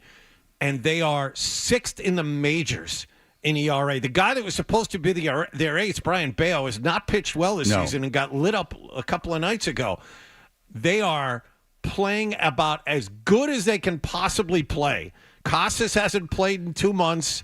They are playing Dominic Smith, a guy who they just got off the street to play first base every day, and they're still right there against all odds. This will be the true test of my theory, Fred. I don't think they're going to take on any salary at the deadline. And as a matter of fact, I think they're still going to look to trade Kenley Jansen. So they can't trade Kenley Jansen. You know what? They shouldn't, but I think the ownership is in a mode now to cut as much salary as possible for whatever reason. But you said it right. They're Boston. They're facing small market teams in a battle for a playoff spot. You should, in theory, have a tremendous advantage in your ability to take back salary and help your team out. I think the worst of them. I hope I'm wrong. They should do something. All right. We'll be back in just a moment. We can continue this. Lockhart just sent me a bunch of the trade candidates in this season, and it's not like it's not like it's insane. Again, you're not asking for Vlad Guerrero. You know what I'm saying? Because there's rumors. Because real quick, Seattle's got this plethora of starting pitching, but they need help in their lineup. If you're Seattle, you give up a starter to go get Vlad to make a push for this thing. Like, that's what you do. The Red Sox aren't in that position. We're not dumb. But you got to do something. You're in the playoffs. You're small market teams all around you that aren't going to do anything. I mean, Minnesota probably go all in. But, I mean, Jesus, do something. All right, we'll be right back. Stay tuned for more Kendra and Hardy on the Sports Hub. Are you looking for better propane savings and...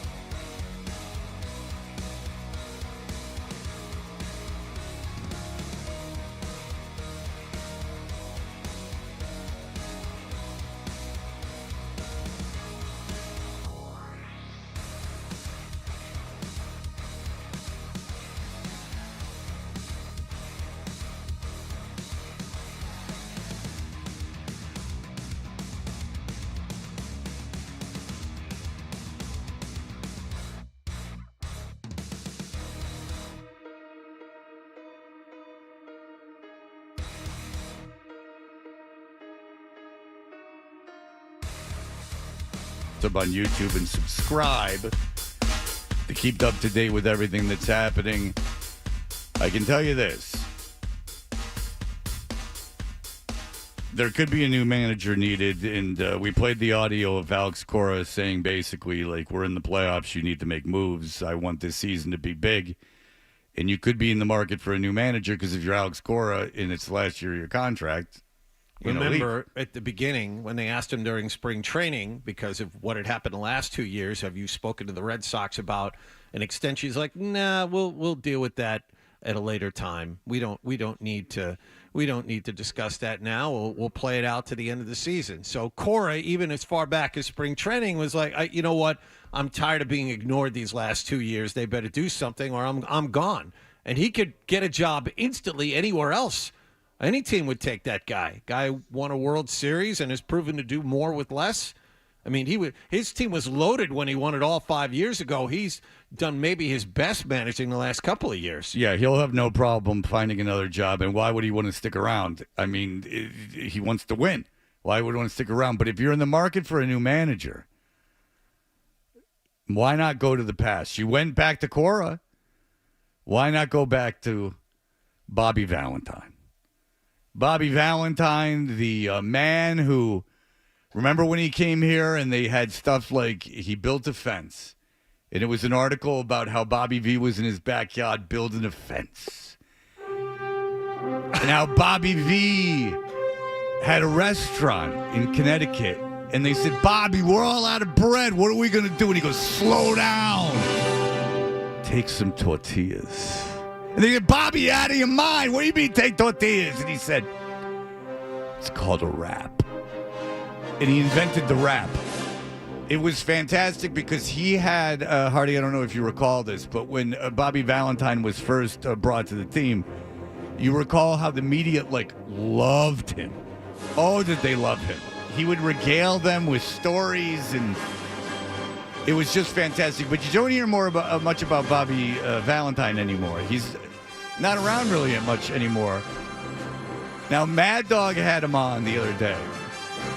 And I don't know why. Okay, do you know why? I was going to be my question. Why would you have Bobby Valentine on? Is it the Subway Series right now? Maybe. Yes, it is actually the Yankees and Mets. Yes. So yeah, the whole conversation the conversation started, and Mad Dog brought him in by saying, we got a great Subway Series going on right now, but I shot 85 in the President's Cup qualifying, and this guy's, he's been on the course with me there. Talk about that. To bring in, talk about that. Yeah, so Mad Dog is just infatuated with Bobby Valentine, just like anyone else. But have that Superman music ready, because here is the epitome of Bobby Valentine, the present Bobby Valentine. I heard this live, and I was just like, this is amazing. But you know when we do impressions of people, and then they come, and it's exactly how they really are? Mad Dog and Bobby Valentine. Mad Dog just on his knees, just going, what do you need, Bobby? And Bobby going, if you're going to do it, do it. All right. Folks, I'm going to brag about him. This is the best athlete Connecticut has ever produced. Oh, what you're saying something. I mean, my God. Tons of Olympians have come from the state of Connecticut. Aaron Hernandez. Well, absolutely. I mean, Bristol Central High. Right. I mean, who isn't from Bristol Central High? Folks, I'm going to brag about him. This is the best athlete Connecticut has ever produced. What'd you score? Oh, God, that was 100 years ago. Oh, no, you're still alive. All right, so this is 100 years ago. What are you talking about, Mad Dog? I don't want to talk about this stuff. Come on. Folks, I'm going to brag about him. This is the best athlete Connecticut has ever produced. What'd you score? Oh, God, that was 100 years ago. Oh, no, you're still alive. You're still alive, Moshe. You're still alive. You're still alive. What'd you score? What'd you score? 6 touchdowns in one high school game where you did it on every interception, a kickoff, a punt. Tell them about that game before you go. It's a famous game. Go ahead. It's funny. Oh, I wish I could remember. It was against our rival, Stanford.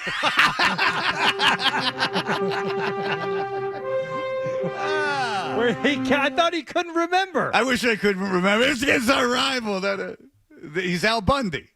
It's funny. Oh, I wish I could remember. It was against our rival, Stanford High, yeah, and I got taken out in the middle of the third period after I intercepted a pass and ran it for a touchdown, and that was the sixth touchdown. And yeah, I recovered a fumble and scored one. And Yeah, he can't remember anything except for off the top of his head when he remembers every little detail of it.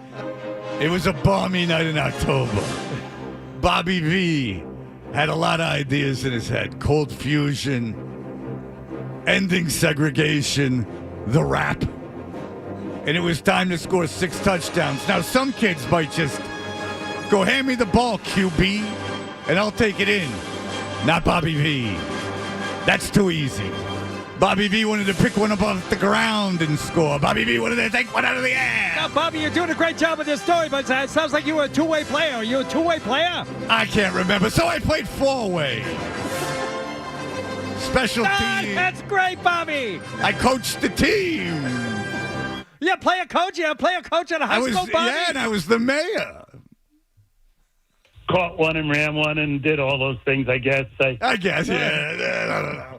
I don't know. All those things. All those things. There's no guessing with you. There's no guessing with you, Bobby. You know it all, don't you? You know what you did. I guess I did that. Tell him what you did. It's a good story. Tell him. Yeah, I guess I packed quite a hog, too. No ladies ever complained, I guess. Yeah, I bet they didn't. Yeah, I got 15,000 kids. And some from ladies I never even banged. Just by osmosis.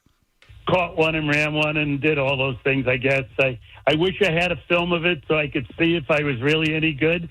But at the time, they said I was, so I'll take everybody else's word for it. Remember, this is the guy that was recruited to be OJ's replacement. Yeah, and I've killed a lot of women and never even a sniff from the police. You have to Bobby, is it true that you were wanted for murder, but you never went on the lam? You never lamb, did you, Bobby? No, but every glove fits. Every glove fits my hand. It doesn't matter, small, medium, large. Bobby V's got chameleon hands. Everything fits. Not a drop of blood ever on me. I could stab all day, but Bobby V, I dodged the blood like the Matrix. What's his word for it? Remember, this is the guy that was recruited to be OJ's replacement at USC and didn't do it because the Dodgers made him the number 1 pick in a draft and he went to Ogden, Utah instead. Is that correct? That's it. Thanks, Chris. Those were the days. John McKay said as the first guy east of the Mississippi that he ever recruited, which was a feather in my cap. Well, I didn't know that. I didn't know that. Did he say that to you? How about that? Yeah, that's documented somewhere. I read it. So yeah, that's documented somewhere. In the presidential library. That's documented somewhere. That's in the Library of Congress. I think that you got recruited. You got recruited by to replace O.J. Simpson. John Hancock scribbled it down somewhere on the parchment. On the He's got it on parchment paper. The Library of Congress, Bobby. Yeah, he put it somewhere. It's a real situation. Yeah, that's documented somewhere. I read it, so it must be true. You are something. Yeah, you are something. Imagine First of all, I love Mad Dog. I really, legitimately do. Non-ironically, love Mad Dog. But the idea that he had him on and he's like, talk about 1960 when he had a good football game. Talk about that. Talk about that, Bobby. Mad Dog, I don't know how much he went back. My gut tells me he didn't have to go back very much at all for that mid-90s Subway series. He remembered starting pitchers. He remembered relief pitchers. He remembered outs, innings, all this stuff, and he was going through it. You'd want to talk about a guy who loves baseball above all things. He had Marv Albert on, again, recently. And he was, when Jerry West died. Yeah. And he goes, Marv, you called a lot of those Nick Laker finals, right? And he goes, tell me about that 68 Lakers starting lineup. Not so great in the regular season. And Marv Albert goes, it was because you're like, whoa. And Marv Albert goes, dog, I have no idea. He goes, Chris, I have no idea. He's like, I'd have to look it up. Like, no, I don't. Yeah, because I seem to recall that was a tough regular season for the starting 5 of the Lakers. And he's like, What maniac thinks that I remember 55 years ago? Yeah, What are you I doing? wasn't even on this planet. This is 50, yeah, 55. No, is it 50, 55, 56 years ago? This is unbelievable. 56 years ago. Can you tell me what the starting five in the regular season for the Los Angeles Lakers? No, I can't. It must be great to not have to worry about who's listening and who isn't. It Well, must be that's what makes it fantastic. so great. Like, that's what makes it funny. Like, for some reason, I could care less about professional tennis, but he's so passionate about it. He always has. Even back when he was with the Fan, he was huge into tennis. And then, like, so, like, people will call in with this, like, super obscure tennis stuff, and they're just so into it. I told Hardy the other day, like, Hardy was mentioning about how he won some thing at his club. He'll go hole by hole. Me and the fat man on the 13th hole. And I look, it was -2. And then someone calling, dog, could you see the leaderboard on your phone? No, you couldn't see the leaderboard on the phone. And for some reason, I'm like captivated by it. It doesn't bore me. No, his voice, his energy, everything about it. And I don't care anything about the Subway Series in '95, but he starts to, Malicki. I remember when Malicki went to the mountain. You remember that, Bobby V? Dave Malicki.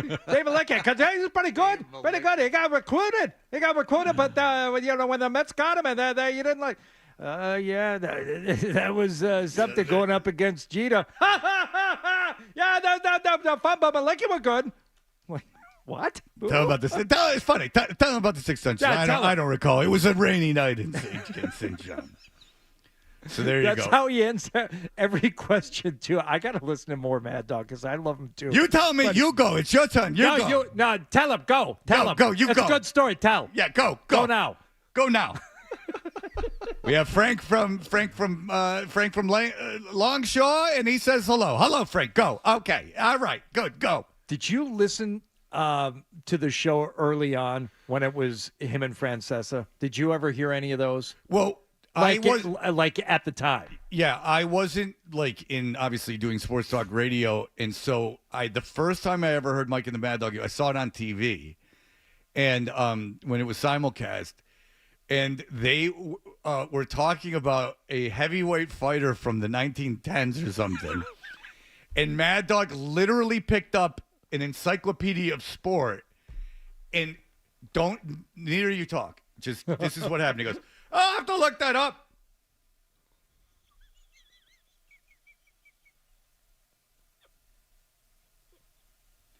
Let's see, 1920. And I remember going, like, because everyone had heard of Mike and the Mad Dog, and I remember going, like, wow, like, this is, what the hell's going on? And I guess it just goes to show you. I think he's better without Francesa, by the way. I think he's way better without Francesa. I think he's fantastic, and we all listen to Francesa at some point, just mostly to like kind of laugh at. Yeah, to goof on him. Well, to goof on, it's like they got a pope. We got a pope, no pope. White smoke. Yeah. We got a pope. And he wouldn't let his producer talk. The producer is trying to give him the information, but he wouldn't let him on the air. No, you don't want him on the air. That's his air. Right. When he he would get all pissy about that, and then Francesa was boring. Scola is the Pope, huh? So the Italian is the Pope. So the favorite is the Pope. So we're still here waiting to see who the Pope is. Yeah, not good. 5 hours of that. Yeah, not good. 5 hours every day, Francesa. Yeah. And they're like the dichotomy of Francesa and Mad Dog was like what made it great. No, it's better not to have that dichotomy. It's better just to have Mad Dog. He's better on his own. He really is. And I understand why people like get romantic about old shows and old stuff. I mean, I do too. It's because a lot of it is because it reminds you of when you were younger and, you are nostalgic for those days. It's not so much that the show was better as it is that you were nostalgic. Or maybe the Yankees were great during that time, so you remember that. Like, you know what I'm saying? Well, I had relatives that lived in New York City at the time. And so whenever I drive down, I would always listen to Mike and the Mad Dog. And, yeah, there were those pauses. But like you were saying about discussing that stuff with Bobby V, it was captivating. The dichotomy, you were talking about the dichotomy between the two of them. Russo over the top energetic and Francesa as pompous can be. It worked. I listened. Well, it obviously I wasn't living in market. Obviously it was number one. That's overstating. But the point is, it worked for me. I enjoyed it. Yeah. For whatever reason. Right. And I think that 99% of it was Mad Dog, and I think Mad Dog's better without him. I mean, I guess the tension between the two of them was good, but I like Mad Dog. I like Mad Dog on his own. The funny part about it is, remember that 30 for 30? Francesa went on and on about how it was going to be nominated for an Oscar. Remember that for short film? Yeah, he's a maniac. I mean, but he's also the guy who said, like, Parcells wanted me to be the right. wanted me to work in the front office for the Giants, but they didn't have enough money. So it was no surprise that when I watched that 30 for 30, Francesa wanted nothing to do with Russo at the start. He wanted to host a show by himself and was forced to take Russo. And Russo was like, if you don't like it, you can leave. It was great. Yeah. They didn't like each other. That's for sure. All right, we'll be back in just a moment. You're listening to Toucher and Hardy.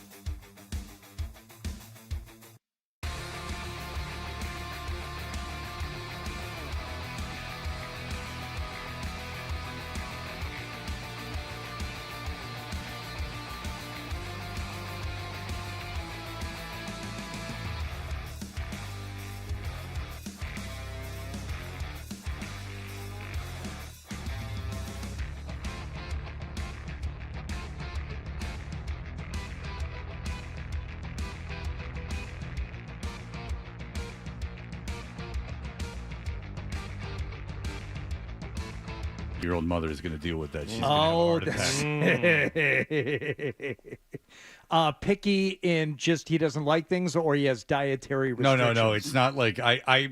To be honest, I don't know. Like, I mean, obviously, if it's dietary restrictions, we'll follow them. But like, either way, it's going to be. My mother's like the kind of person that she'll get all like stressed out. And I heard this kid eats frozen pizza, chicken, and McDonald's French fries. Where's the closest McDonald's? DoorDash. I can DoorDash Chick-fil-A, but he won't eat the chicken fingers from Chick-fil-A. And he won't eat anything from McDonald's except the fries.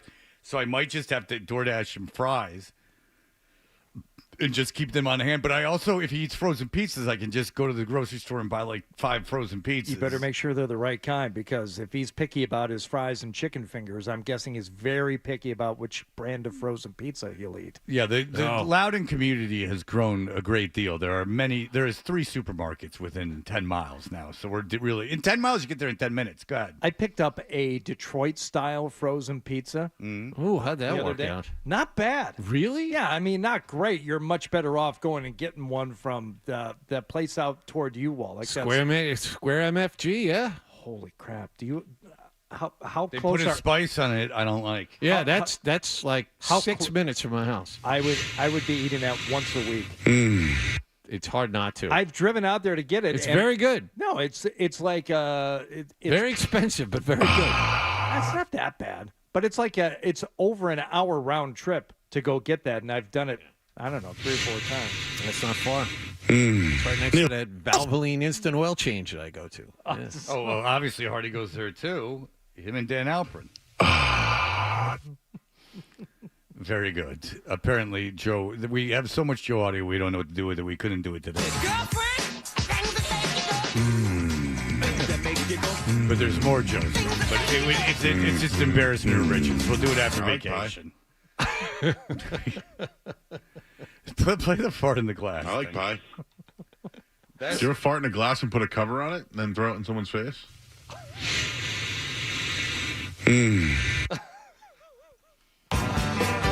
Brown sugar. Casserole dish with almonds. And John is going to the Jersey Shore, but he's not going to Margate because he no longer identifies as Jewish. Where are you going, Hardy? Nowhere. You're taking the week off? Yeah. Okay. Staycation.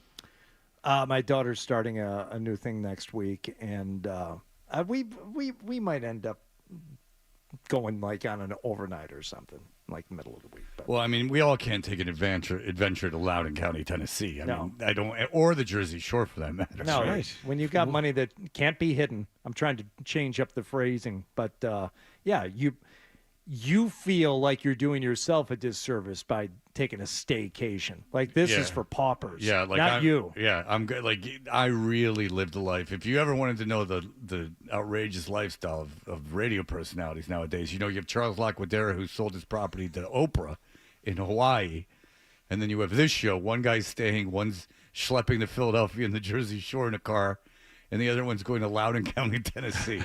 It's a real glitzy situation I'm going to happening. stay home and clean my garage. Everything out. Oh. Yeah, that's the only way to do it, Wallach. Everything comes out. Everything. And then you discard, donate, maybe set aside a couple things that are worthy of actually selling, and then you clean the floor. And then you sweep, make the dungeon. You blow, you power wash. So the whips and chains get pinned on the wall. Yes. No. Then you can finally get the rack. It's not turning it into a rumpus room of any kind. And then you put everything back in a new and more organized fashion. I have a question. Do you do all of this yourself, or are the kids supposed to help you? Oh, the boy will be helping me. The boy will be helping. The boy and I will be starting this on Monday. Is he aware of this yet? No. Okay. No. I just gonna blindside him with that at about 9 a.m. Monday morning. Yes. That's gonna go well. And what if he's like, I got something I got to do? Will you just go like, you can't do it? You got to help me. I know his schedule for next week. I think he has something on 1 or 2 days, and of course he's going to go do that. But no, but like if he was like, I'm not asking like what your son's activities are. I'm more. I don't doubt he's very busy, but I'm asking more No. because I mean your kid's a cool kid. What I'm saying is, when you, like, if you get up in the morning and you're like, hey, like, you got to help me in the garage, would he be like, well, I'm going to, like, Jason's house?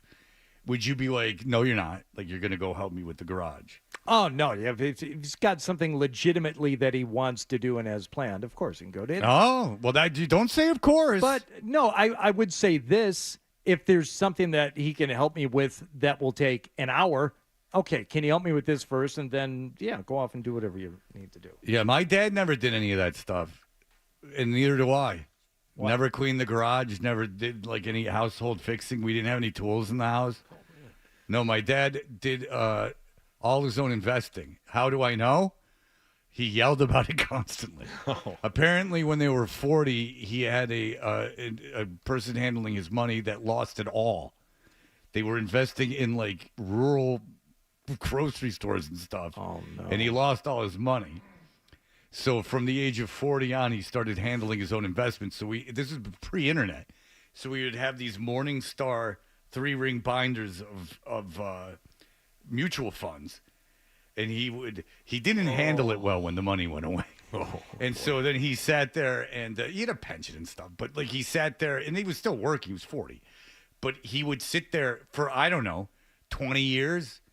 And just on the dining room table, we never ate on the dining room table. It was just Morningstar portfolios. And then he started this business on the side. He still had a job called Vibraderm, which was a dermatological company. There was this big hotshot dermatologist, Martin Tressler.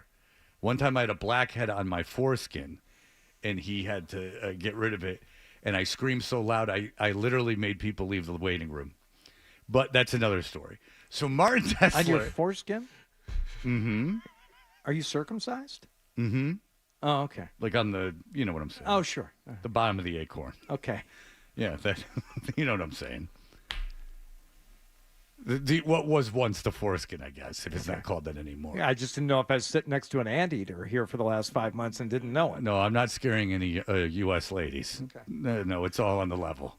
I go over to Europe. I'm a bit of a unicorn, but right here in the United States, I'm right where I need to be. You know, do I regret getting it when I was a baby? Perhaps. Sensitivity could be an issue. But he got in this business, Vibraderm, with this big hotshot Martin Tressler, this big hotshot dermatologist, and that went nowhere. Do you remember? Do you remember being circumcised? Terrence Howard might. Wake up. Oh, that's my friend. But I had a different name for it. It was my hand. We've been working together now for 6 months, and I know where you want to go. And I'll let you play that whenever you want. Any of those Terrence Howard clips are the best. 3 hours of him talking about looking at his hand. Anything we've ever done isn't that bad. Lines.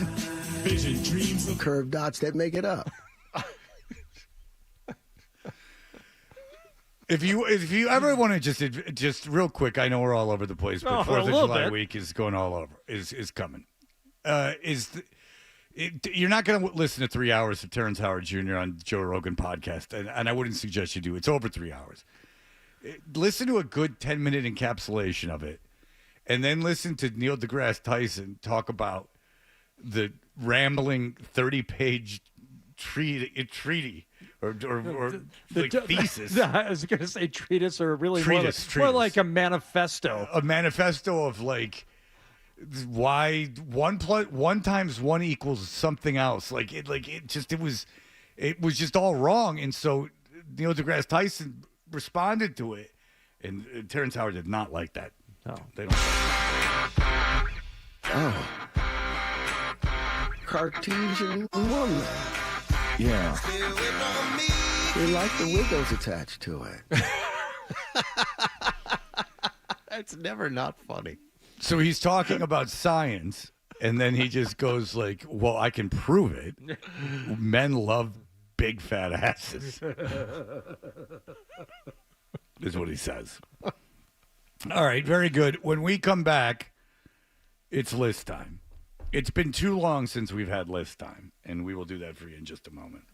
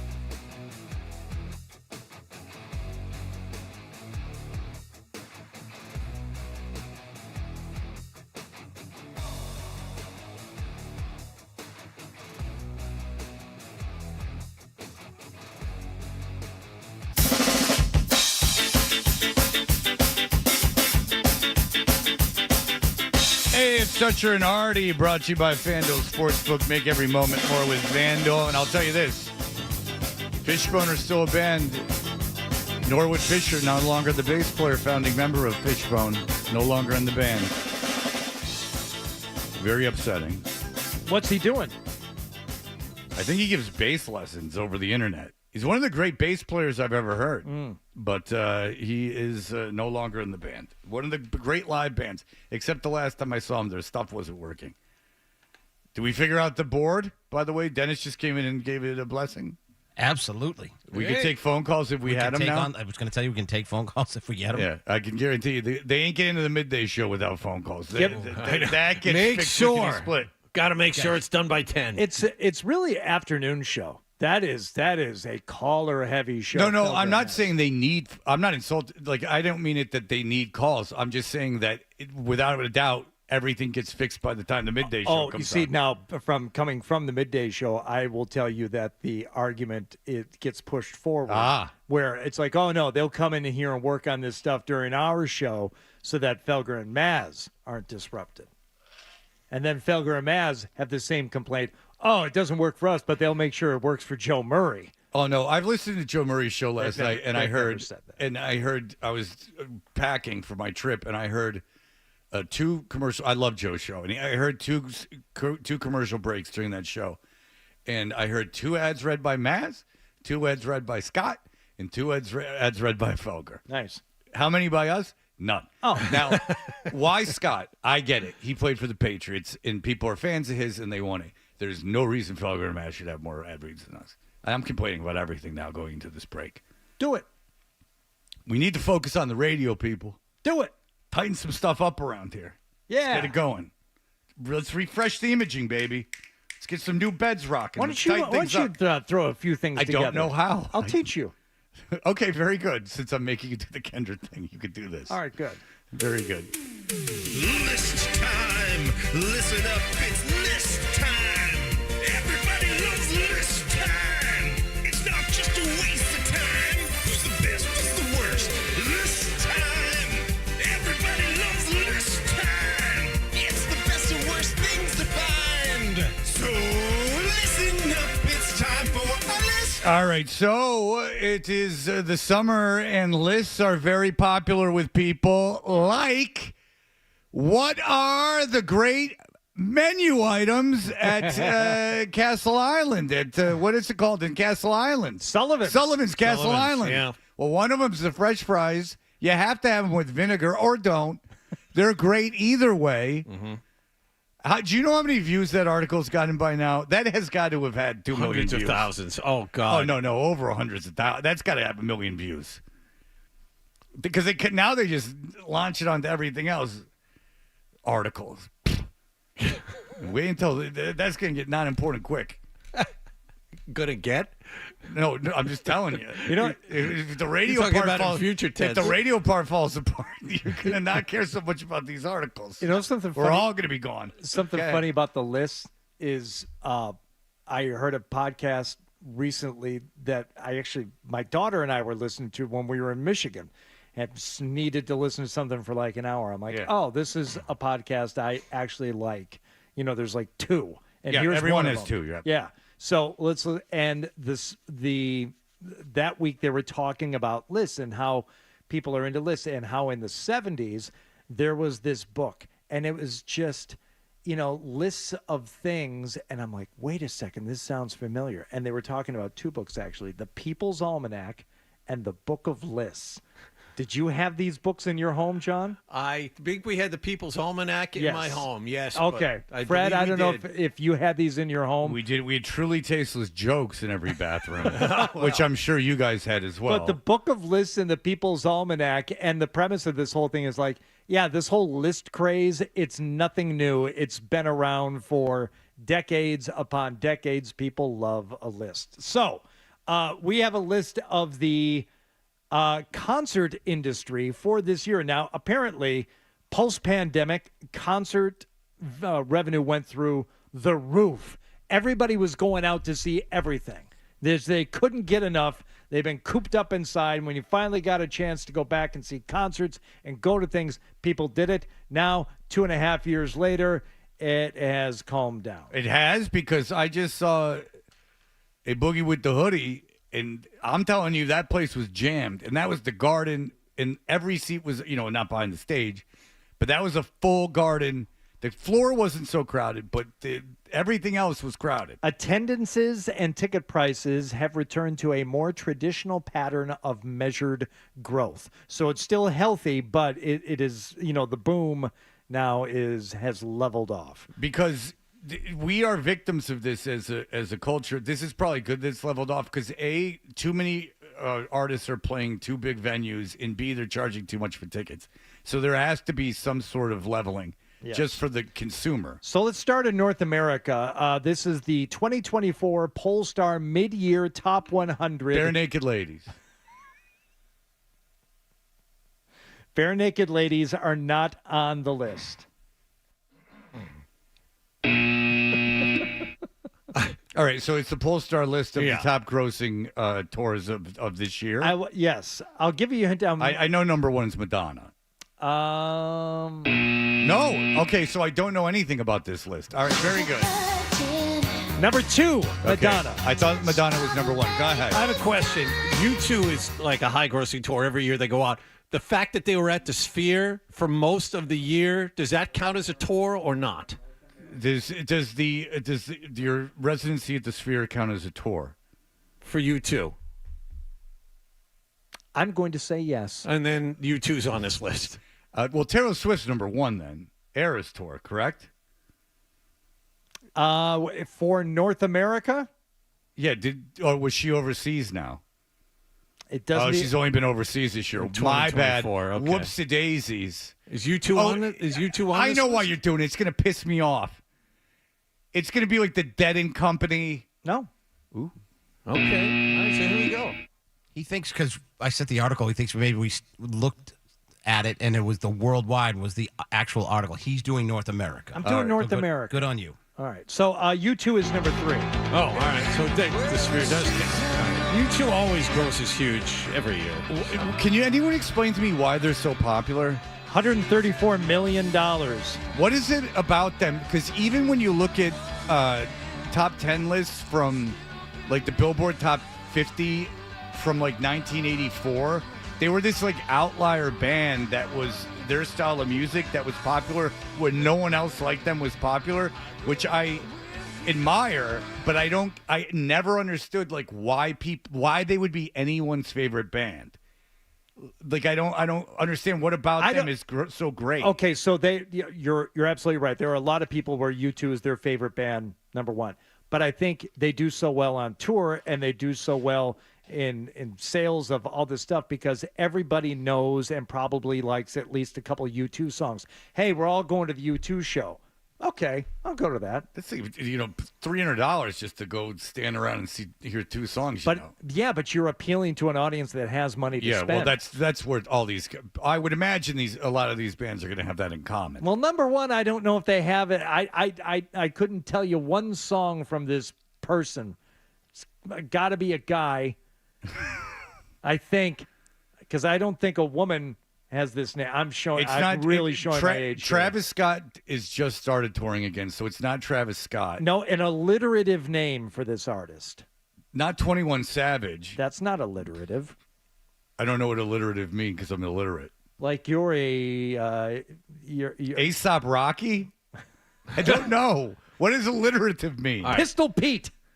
That's alliterative. I have the answer. I have a friend of mine who just texted me. He's got a 17-year-old Bad Bunny. Bad Bunny is correct. Yeah.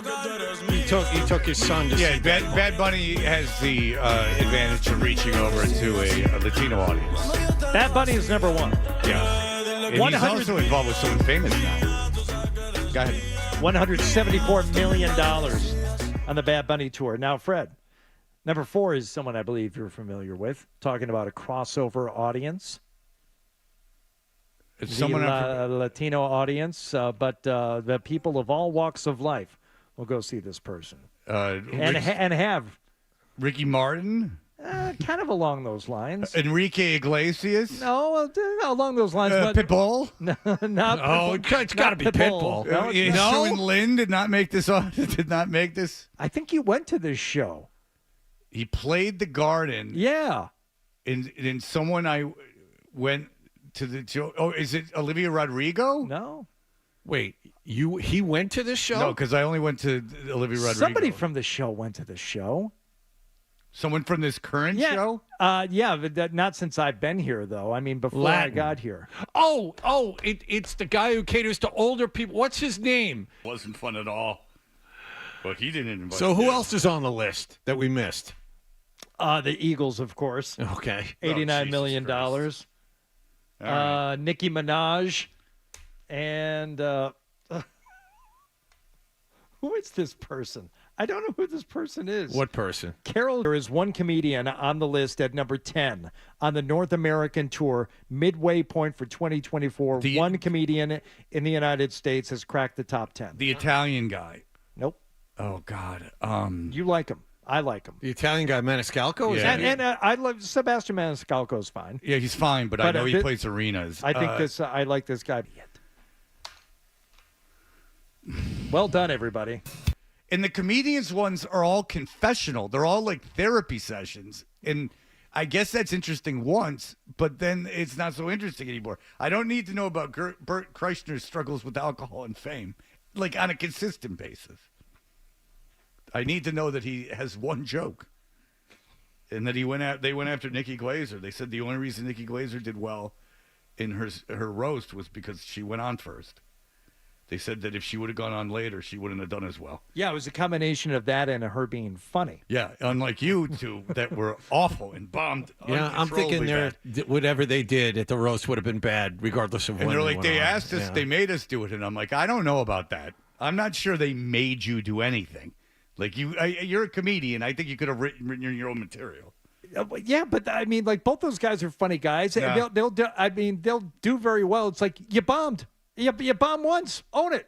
Yeah. The bit didn't work. Kreischer's not happens to us at least twice a show every day. Kreischer's a good guy. He's just not funny. He's not a funny stand-up. He's really not a funny stand-up. He's got a story. The other guy just became a dick. Jeff Goodman will join us. He's not. He's a good guy, and he will join us to talk about the draft. You're listening to Toucher and Hood.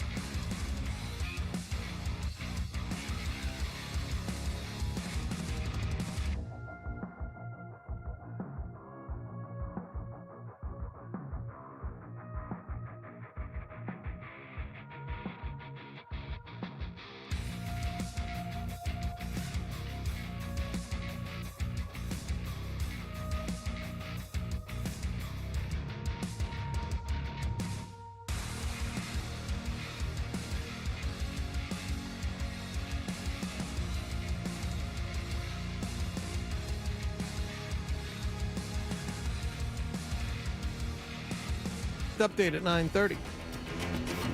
Boston, the greatest sports town in America. We have a farm. I have about 200 pigs here. We get to spill beers on each other without worrying about spilling beers on people. Boston's home for sports. 98.5, the Sports Hub.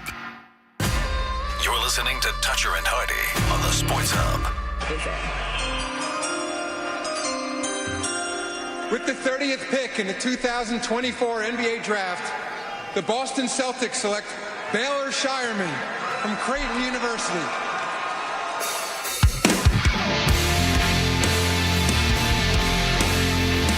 There you go. We're Toucher and Hardy, brought to you by FanDuel Sportsbook. Make every moment more with FanDuel. Watch us every morning on YouTube. Go to 98.5 The Short Sports Hub.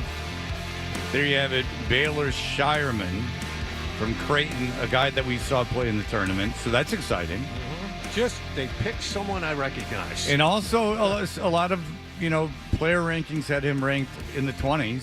Yeah. So you got to like that. I mean, he can shoot, which is a valuable skill for a good team. I mean, this is a team that a guy wasn't going to, they don't need anyone in the rotation. But I also want to talk to Jeff Goodman, covers basketball at all levels, and is a basketball analyst for Stadium, who John tells me, him and Shams last night, millions of people watched. Fran Fraschilla, they had the whole crew in. Yep. Is that the Lord of the Telestrator? No, no, it's not. It's not. Okay. That's somebody else. Mike Fratello is what I was That's thinking. correct. Fran Fraschilla and Mike Fratello. Yes. The czar of the Telestrator. Yeah. He joins us on the Volkswagen Dealers Expert Hotline. The Knicks also making a giant move, which has been a little some parity in terms of what people think about it. Jeff Goodman, hello, sir. Thank you for joining us. Yeah, Fratella and Fraschillo. Fraschilla and Fratello are about the same height. Okay. So you could confuse them a little bit. You could definitely confuse them. But, yeah, Fran's really good. I think we have the best draft show just because we have a bunch of guys who know the college players better than anybody. Robbie Hummel's terrific. And we just kind of say it the way it is. Yeah, and that's why I wanted to have you on, because you know these guys intimately. Like, you know these college kids, and I like having you on. We always appreciate it. And plus, you know Wallach, which is strange, because you seem cool. So it's I don't claim that. I don't claim that publicly. So can we strike that? Can we Just so strike you know, that Jeff, last comment? Yeah, it's all he talks about. Well, Wallach will often start conversations with strangers by saying, I know Jeff Goodman. We're pretty good friends. He's like, I'll text him. Makes me more popular. It's like he's on a plane right now. I'll text him later. Yeah. All right, let's start with this, Jeff. The Mikal Bridges trade to the Nets. It's funny. I've heard national guys, everyone's a Knicks fan, praising it, and then everyone else I hear is crapping on it. What was your read? I mean, it's $1 million first-round picks and pick swaps and everything else. Absurd haul for a guy who's your third best player. Is it a absurd haul for Bridges? Yeah, I mean it's too much to give for him. But again, you're saying to yourself, if you're Leon Rose running the Knicks, like, all right, we got to do it now. And what's the alternative? Do you want Donovan Mitchell? I'm not sure you can get him. Do you want Karl Anthony Towns? Not sure you can get him. Not sure Karl Anthony Towns can handle playing in New York. I think Bridges fits in a lot of ways.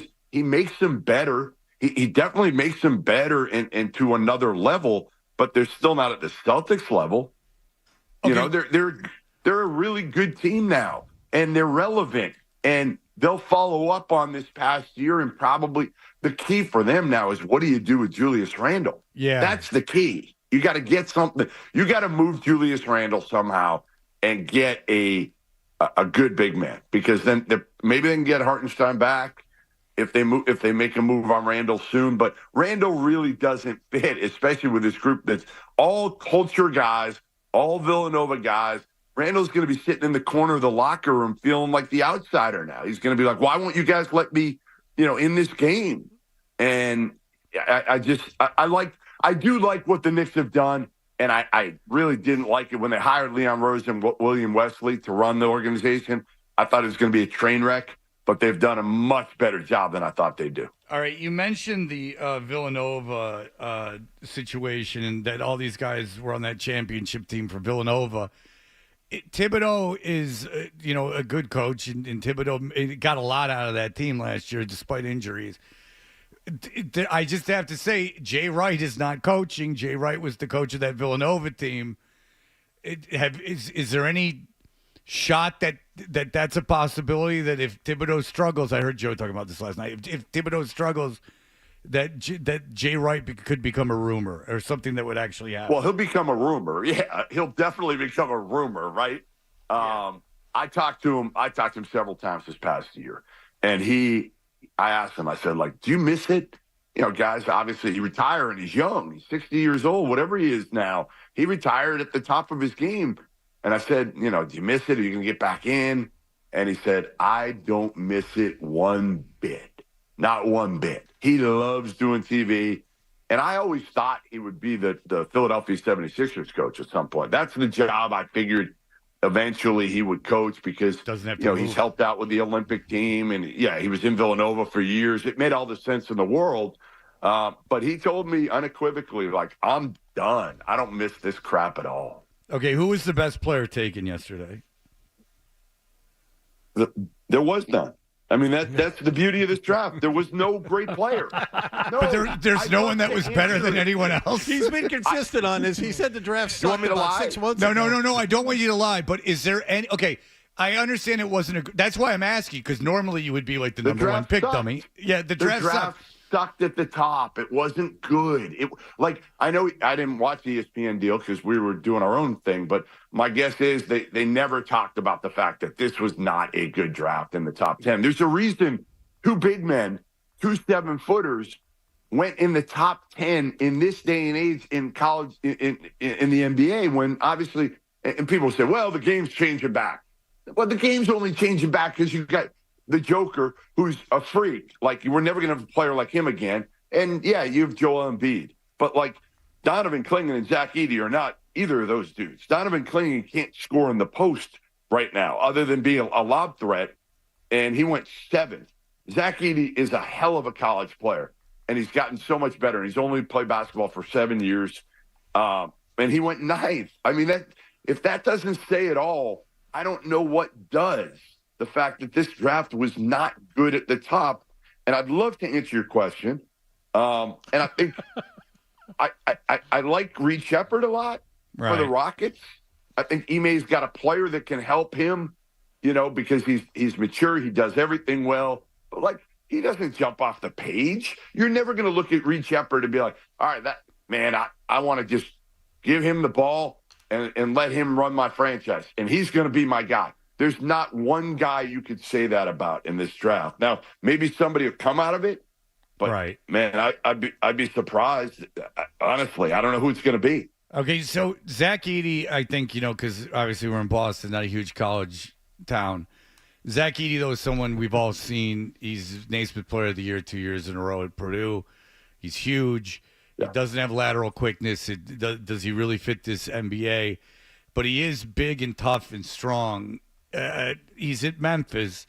Playing next to a very good defensive center, and has Marcus Smart as a guard to play defense for the time being. Yes, until the Houston, as long as he's there. But the point is, he went to the right Yeah, team. Zach Edey will be the guy that we recognize, right? Like when he's playing, does he have a chance in your mind to stick in the NBA and be have a career in the NBA? 1,000%, as long as his coach is on board with how to play him. And I would assume when they drafted him, there was a long conversation about it. If he's there at 9, which everybody thought he would be, let's take him because then we can move Jaren Jackson to play the 4 full-time, which is what he is. And John Morant's got a guy that can – he was as good a screen setter as there was in college basketball last year. So he will help open things up for John Morant. And, again, Zach Edey's progression over the last few years has been remarkable. Again, from a kid who grew up playing – first base and pitcher on the mound, on the diamond, and also playing hockey. And he's just, again, I just don't know if he's going to ever be more than, an 18, 20-minute. Like, I don't know if he can be a 30-minute a game starting center for a playoff team in this day and age in the NBA. I don't know. We'll see.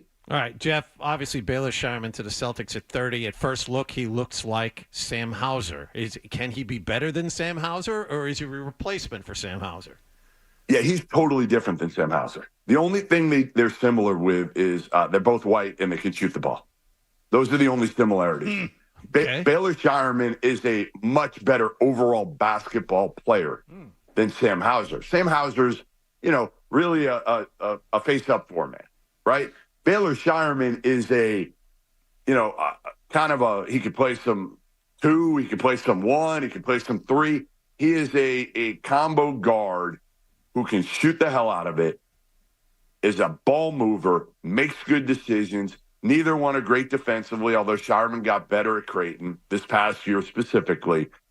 He can come in and play and be a rotation guy. You could put him on the court this year in Boston, and especially he's going to be on the court with one of Tatum or Brown all the time, with one of Holiday or White all the time, and he can make open shots, and he moves the ball and makes good decisions and is tough and is fearless and has size at that position or whatever position he plays, and he rebounds his position. So, he's just going to be a solid player that you could put in there. Otherwise, Brad Stevens would not have drafted him because we know what Brad would have done. He would have just traded back, right? He would have just given that pick away. So he envisions Baylor Shireman having a short-term role in this team, and he can do that because he's, 23, 24, whatever he is.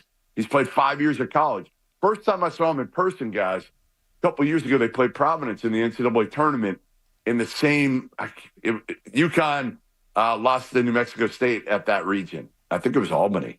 And he wore a headband, and he just has a lot of flair to his game as well, guys. Like with the ball, he had the ball in his hands a lot more at South Dakota State before he transferred to Creighton. But he's one of those guys that just made kind of creative passes, can get in get to the basket and finish through contact. He shoots the ball well. I like the pick a lot. I like it a lot. And I wanted him to take a backup big. I think everybody did, right? Everybody was like, hey, if Khalil Ware was there, maybe they would have taken him, but he went much higher than anybody thought. So I think at that point, you're just like, hey, let me get a guy that I think we can utilize in the rotation, and I'll go find a veteran backup big through free agency. Somebody will come at a discount, I would think. All right, and finally, you know what's coming, the second round. You're going to ask me this? To ask. Really? Come on. Well, why else 55. would you? 55. Duke. Here's the deal. The kid from Duke. Filipowski. I thought you were going to ask me about Bronny. No, I was talking about Bronny. Of course I was talking about Bronny. All right. So here's the deal in Bronny. I've seen Bronny play 30 times. Okay? He's a nice college player who really should have transferred and gone to Duquesne and played for Drew Joyce, one of LeBron's best friends growing up. LeBron, I think, has made the wrong decisions with him for the most part so far because fathers just don't see clearly with their kids. But I do think LeBron's decision-making on all this has been because, okay, I gave college a try with my kid. It failed miserably. Now I'm gonna let him develop in the NBA, and we're gonna pick him 55th tonight, Palenka, and we'll have him down the street at the G League. He'll come up and down. He'll be around the guys. I'll be able to mentor him. Other guys on the team will be able to help him as well and give him the best chance to succeed. That I think LeBron deep down feels like this is the best path for Bronny to develop. Now, I don't know if Bronny's ever going to be really an NBA player per se, but he's a good overall player. He's a great kid who plays with poise, who plays the right way. He just doesn't have one skill that jumps off the page at you. He's just solid at everything. So if I knew of an AAU team that was traveling around that my son wanted to be on, and I know they put a kid on just because of his dad, I'd be pissed. Let alone if I was a season ticket holder of the Lakers. So now this is just like a bad youth organization. I mean, this does strangely No, you know what? Your me. kid would be happy. Here's why you'd be happy. Your kid would pick up a ton of social media followers. That's true. Because he'd be playing with Bronny. What if they kept my kid off the team to put this kid on the team? Like, that would piss me off. Like, it just is. He's 6'1". Like my son's taller than him. Like this is just bad. I don't like this. I don't like this for anybody. It's just kind of a joke. It's like a joke. Yeah, I for don't the either. sport. You know? I don't either. I don't like it either, and I don't think he should be drafted, but I think he's going to be drafted at 55. Yeah, and I like you saying that, but it's just, and I like you also saying you shouldn't be drafted because it's like people at ESPN are tripping all over themselves, not Stephen A. Smith and stuff, but like the dumb people they have talking about the Wait for Summer League. Wait for Summer League. They're tripping all over themselves, like going, like trying to justify him being taken. And there's no way, or there's no one else in the draft that. You're not telling me like that there's no chance that some kid at some point that's taken at 55 could at one time play for your organization? Right. I mean, come on, get out of here. It does seem, Jeff, it does seem kind of crazy, and I believe you that, you know, it's probably going to go down that way, that they would look upon the NBA and being drafted in the Lakers organization as a means to see, well, let's see if he turns into a basketball player. Like at that and point, again, you don't really. I wish LeBron had let him transfer down a level, play in the A10, and go play without a ton of pressure and see what you can do. Like I remember Michael Jordan's kids. One of them was pretty good. Marcus Jordan played at Central Florida, and nobody did this. Now again, there wasn't social media back then, but he was a good player. Check out his stats at Central Florida. They were actually pretty good. Bronny, it was a train wreck last year at USC, and I will say this, like, no matter what had happened, and obviously it's horrible, the whole heart situation with Bronny, with or without that situation, he still wasn't going to be an NBA player. The fact that ESPN had him at, like, number 10 or 9 or something on their board a year ago, it was a complete joke. Yeah, I heard the same thing, like that he was even going to be a McDonald All-American if it wasn't for LeBron James. Right, that's right, 100%. All right. Well, Jeff Goodman, awesome. Always appreciate it. Listen to him. He analyzes all the basketball for Stadium. He's on with Shams and all these guys. Thank you so much for the time, sir. You're going to be on today? No, I got to fly back. I'm not doing the second round because my wife summoned me back home because my daughter's having her wisdom teeth out. So I have to be the voice of reason, be dad back in Boston. So if something goes wrong, not that I'm going to be able to do anything. What am I going to do? Yeah, that's kind of weird. It's like, come on, woman. I know. You got to. You got to be a good dad. When you're asked to be a good dad, you got to be a good dad. Well, I don't know about that. I have 2 kids. I don't think that's true. No, I'm just kidding. All right. Thank you so much, Mr. Goodman. We appreciate it. See you, Jeff. Thanks. There you go. got it. Later. The Bronny James thing is pissed. It's starting to piss. Yeah, this kid, you know, he's not great in school. He's not doing well in his science classes. You know what we should do? Let's bring him into the OR. Let's have him hang out with some brain surgeons and see if any of this rubs off on him. We'll see if he has an aptitude for it or not. You know how Lori... That's it. That's a good... You know how Lori Loughlin from Full House went to jail because they rigged her daughter's transcript for her to get into USC? She went to prison. She went to prison, for real. Her and her rich designer husband went to prison. Yep. I mean, what's worse? Like... falsifying what's worse for like the other people involved?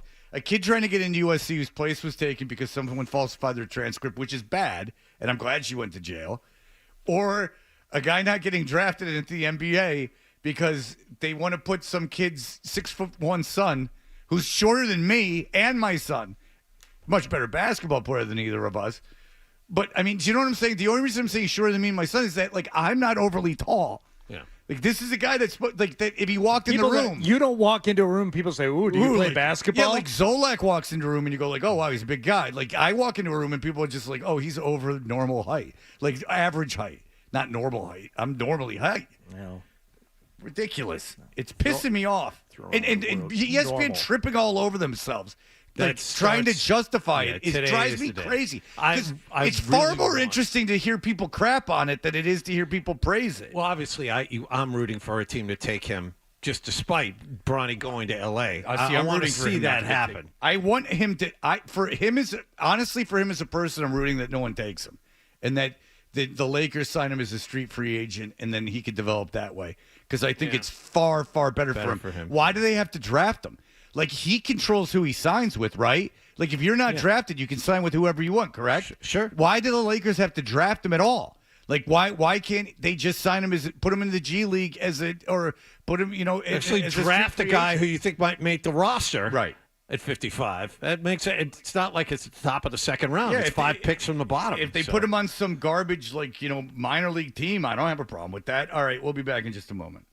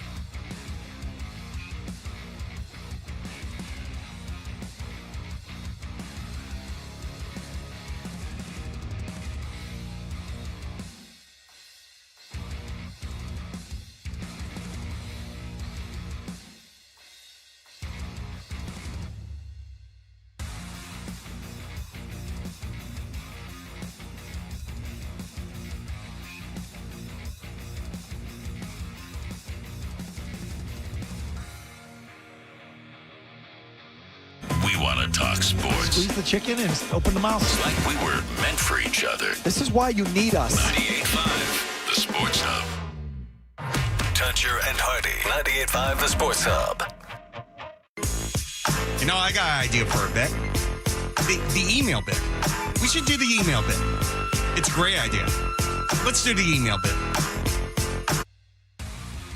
Hey, we're Toucher and Hardy. The email bit, JON at 985thesportshub.com, Hardy at 985thesportshub.com, TOUCHER at 985thesportshub.com. You can follow us on Twitter and Instagram and Facebook, I guess, at Toucher and Hardy. And you can follow me on Instagram at Fred Toucher. I have a lot of emails. Today we did the bets between Kendra Middleton and Hardy, and that was a very polarizing segment. Hardy got very upset, not so much at Kendra, but at me. Here are the bets. Hardy has Blue Jays plus 1.5, Phillies minus 1.5, Baltimore minus 1.5. All games happening this afternoon, this evening, yeah. Okay. Put a lot of thought into it. And Kendra has this kid being taken number 1 in the NHL draft. Macklin Celebrini. She has Spain to beat Georgia. At Euro 2024, She yes. has Matt Stashin, who's the best F1 driver of all time, to finish. Or to become qualify. Yeah, it's basically 90% just of his laps. Finish 90% of his laps. Yes. So, but he could blow a tire or something. He You never could. know. He could. All right. This is from. This is about that. I don't know who this is from. It's from M. Fred turns into an insufferable douche when Kendra is on, and when he talks about her. I don't know a single person who likes her segments. It's not all women people hate on the radio, Fred. It's her. But yet you insist on forcing it. Give it up, guy. It's not working. This entire bit you're forcing on Hardy is dumb. It sounds desperate and fake. It screams of someone who needs attention and wants to be famous. That S doesn't play well in this market. Let it go, Fred. Your infatuation with her is mind-blowing. Signed, Rob Poole. No, it's a guy. I don't know who sent it, but that's a good email. I told you. Yeah, when Hardy gets legitimately pissed, John and I like it. It's legitimate emotion. David said it's probably too late now because Kendra totally rigged this thing. I think with some prompting from you, betting things that she can't lose on. But he said if Hardy does win the bet, they could go to the hardware store and he can leave Kendra in the car with the windows up and the car turned off. That's not nice. That's not a nice thing to say, David. Now, Sam has something similar. Fred, I love you. You're an all-time instigator and ball buster, and I strive to reach your ability to get under people's skin. That being said, Hardy, I get it. Probably less about Kendra, but anyone who's an influencer is the most annoying person in the world. I saw this one. I didn't read it. It gets mean. All right, so that's enough. All right, here's my text with Kendra from yesterday. Okay, yesterday at 5:21. What are the rules for this? And I said, whatever it takes for you to win, Hardy's going to try. And then that's kind of a joke. I said, Hardy's going to try. She goes, okay, so it's just straight up no ROI. I go, yeah. She goes, all right, okay, can I tell you a secret that I hope he doesn't think of? I said, yeah. He said, I'm going to take Macklin Celebrini to go first overall in the NHL draft. I said, okay. And she said, stupid crap like that. And that's in the entirety of our text messaging exchange. So there was no big plan to get you. This is from, now since everyone's been negative, this is from Daniel. Just wanted to say you guys, you have really started to get into your groove with the show. I've cackled laughing multiple times this week. Hats off, gentlemen. That's very good. This is from Timo, who emails all the time. I was wondering why Wallach took such offense. This was weird, Hardy. Why Wallach took such offense to the Red Sox saying they'd continue last night's game where it ended in August because of the rain delay. I mean, because that's just the way things work in the major leagues. It's only an inning that they finished. But then it dawned on me that there is no way he'll remember what happened in that first inning due to his bird brain. Oh. Please remind him what happened in his good ear when they resume play. Okay. We got a really, really good email here. Some people have jobbed the system a little bit, much like Kendra did with this bet. She hustled you. By sending an email very close to the email segment, so it's at the top of our inbox. Yeah. But this guy put some real time into this, and I think it deserves it. Feel free. This is from Chris. It's a poem. Fred decried the paths of the ease. claimed merit was the key to seize. Yet in the shadows, deals were spun to help his own, his cherished son. Pro bono aid to Hofstra's name, a hidden plea to stake his claim. Hypocrisy in actions bare, while Bronny James he'd harshly snare. He spoke of fairness, scoffed at fame, yet played the very nepotist game. Fred's own words, a twisted jest, and he sought to give his son the best. You getting your Hofstra kid in here as an intern, I believe, is what he is referring to. Oh, well, if that's wrong, I mean, we're in a bizarro world run by a devil. Not the good old US of A run by God. You pulled strings to get that Hofstra kid in here. Oh, yeah, I did. I thought he was a really talented kid, and I spent hours and hours and hours manipulating and moving chess pieces around. Do you think you spent more time getting him an internship here, or do you think Chris spent more time on the poem? Do you want me to answer that for your benefit or mine? But I want the truth. He spent way more time on that poem. That's what I figured. I sent Jim Louth an email. But Chris, good poem. I forwarded Jim Louth an email from the kid. I promised him an internship. He's a good kid. All right, this is from Jay. Good morning, Fred and Hardy. Wallach, chirp, chirp. Mm-hmm. I've been thinking about Dan O'Brien's side hustles. He is truly a Renaissance man. Not only is he the notorious Dan the Wagon Man, but a connoisseur of many, many funerals. And he just Wagon Man. Yeah, that's right. Tyler Milliken's cousin's here. The 10-inch wheels keep everything moving along nicely. Tyler Milliken's cousin is keeping his distance today because of the tension during the Kendra band. Oh, no. That's right. I love, it's something about me. I like it when people get mad. And when I don't think I done anything wrong, that was when I think I did something wrong, I feel guilty. And just that recently, a trendsetter, Dad's success in the Hawaiian male escort market has inspired the likes of Adolfo Gonzalez to find his own gentleman caller to fly him out to an extravagant excursion to the tropical Newton, Massachusetts. I'm concerned and then a festival in Worcester. Yeah. That's not happening. Okay. I'm taking him to a Red Sox game. I'm concerned Adolfo may be naive to the dedication and attention to detail needed to truly satisfy in a boyfriend experience situation like Dan O'Brien does. Thanks, Jay. Thanks, Jay. Adolfo and I are just old pals, and I'm more than happy to fly him out here and let him stay in my home and then have a cleaning lady come the day after. Feed him for a week. So I can't have an old friend that we hang You out, can do whatever you want. hang The out guy with? admired your hustle. Okay. Dan gets flown to Florida every year. Florida? Hawaii. Sorry. I would keep thinking Lord of Florida. What am I, homeless? Yes. He Florida. gets. I mean, really, that was cheap. Lord of Florida is no. I understand that it takes more to get you to put out than Florida. So Dan gets flown Ask to my ex-wife. Dan gets flown to Hawaii every year by a male friend of his, and everything's on the house, and Dan just has to, play the game. That's all. That's all. Whatever that is, whatever that consists of is Dan's business and Dad's business alone. Yeah, and sometimes it means getting there a couple of days early and just getting things ready. Well, getting a tan. Getting a tan and getting really an enema. I say... I mean, that's all that's required. It's too far. Oh, please. It's too far, Fred. All right, Daniel? So I shouldn't bring up the weight game, right? Because I'm big in the weight game this week. You guys don't even want to know that one. The what? Wake. Wake and fuel. Oh, the weight game. I thought you said weight. I thought you said weight gain. How many Tomorrow. wakes this week? So tomorrow, most of us, besides John, I know John is off after today, but we're on vacation at 10 o'clock.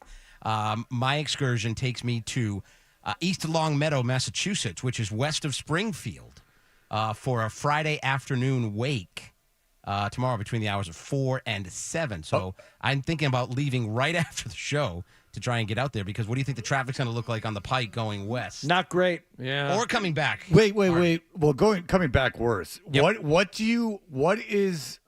How close to this person are you? My mother's sister. Oh, you got to go. Close enough. I don't know. How close were you to her? My mother's sister. Yeah. Yeah, you got to How many sisters and brothers did your mother have? 12. All right, come on. I mean, we're down to the last two. Yeah, you're acting like I'm out of my mind. There's a point. Only a couple left, though, so this is important. Yeah, it's not a knee jerk. I am no longer a knee jerk. Yes, I want some time to think about this. My mother had one sister, one sibling, who had children at 16. And lived in a trailer in Ocala at the end of her life. And she had a funeral, and I went. And I went with my kids because I wanted my kids to see their cousins. It's the only time they ever will. And not because I disliked them. It's just we're not that close. And they were like, why are you here? They were like, it's nice that you're here, but, like, I'm surprised you came. You know what I'm saying? Yeah. I flew to Long Island to go. Very nice gesture. That's not why I'm saying it. I'm just saying to defend you not to going. Defending you not going if you chose not to go. Reciprocal because of the many services that they have come east for, because the majority of the family is on this side of civility. By the way, Dan is he's related to every O'Brien in Massachusetts. You going to be able to handle the wagon business tomorrow? I mean, I imagine Friday is a big day. Saturday's the big day. Tomorrow's usually the prep day, but no, Saturday is the big day. All right, going into the break, do you want to give him a plug? You want to play the Dan the Wagon Man commercial? I never have a problem with the Dan the Wagon. Tyler Milliken's cousin doing a Dan the Wagon Man commercial. Let's do it. Let's give him a little love. All right, here we go. Daddy, hurry up. Did you bring the cooler and the umbrella? Mommy, what's wrong with Daddy? Your father is weak, a weak man with soft erections. It's a wonder he was able to provide the seed for either one of you. Can someone help me? Wow, who is that? Dan the Wagon Man, up here in York Beach, Maine. Dan the Wagon Man. The Wagon Man. Ooh, that's quite a wagon you're dragging. Our wagons are easy to use and have extended storage space to hold everything you need. And so much more. Great! We want to buy one right now! Oh, no! You rent a wagon from Dan the Wagon Man. For the day, for the week, for the month, for the whole damn summer. The 10-inch wheels keep everything moving along nicely. No, about your big 10-inch. 10-inch wheels. Check us out today at danthewagonman.com. Dan the Wagon Man keeps you out of the sand. Thanks, Dan the Wagon Man. Do not use Dan the Wagon Man wagons if you're allergic to PVC, plumber's tape, or commercial plumbing glue. Do not contact Dan the Wagon Man between the hours of 6 a.m. and 10 a.m. Monday through Friday. Do not refer to Dan the Wagon Man as Top 40 Shorty. Do not, under any circumstances, ask Dan the Wagon Man about acoustic sunrise or trips to Hawaii. Sports.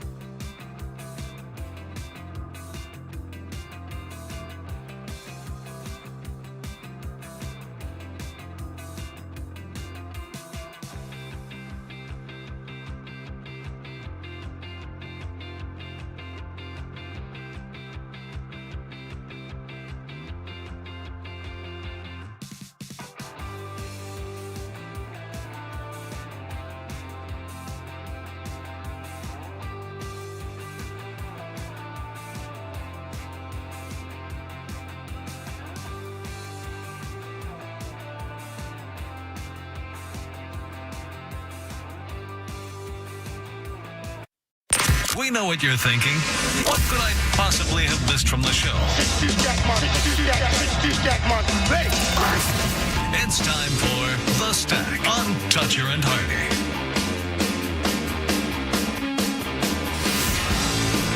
Hey, we are Toucher and Hardy, and it is time for The Stack. Hardy, what's going on? Plenty. By the way, I just saw another video pop up. Is this what am I angry about? The one that Nick just posted. The Mr. Girl thing. You're yelling about that. Oh, okay. I don't tell him what videos to make. He just makes them. All right.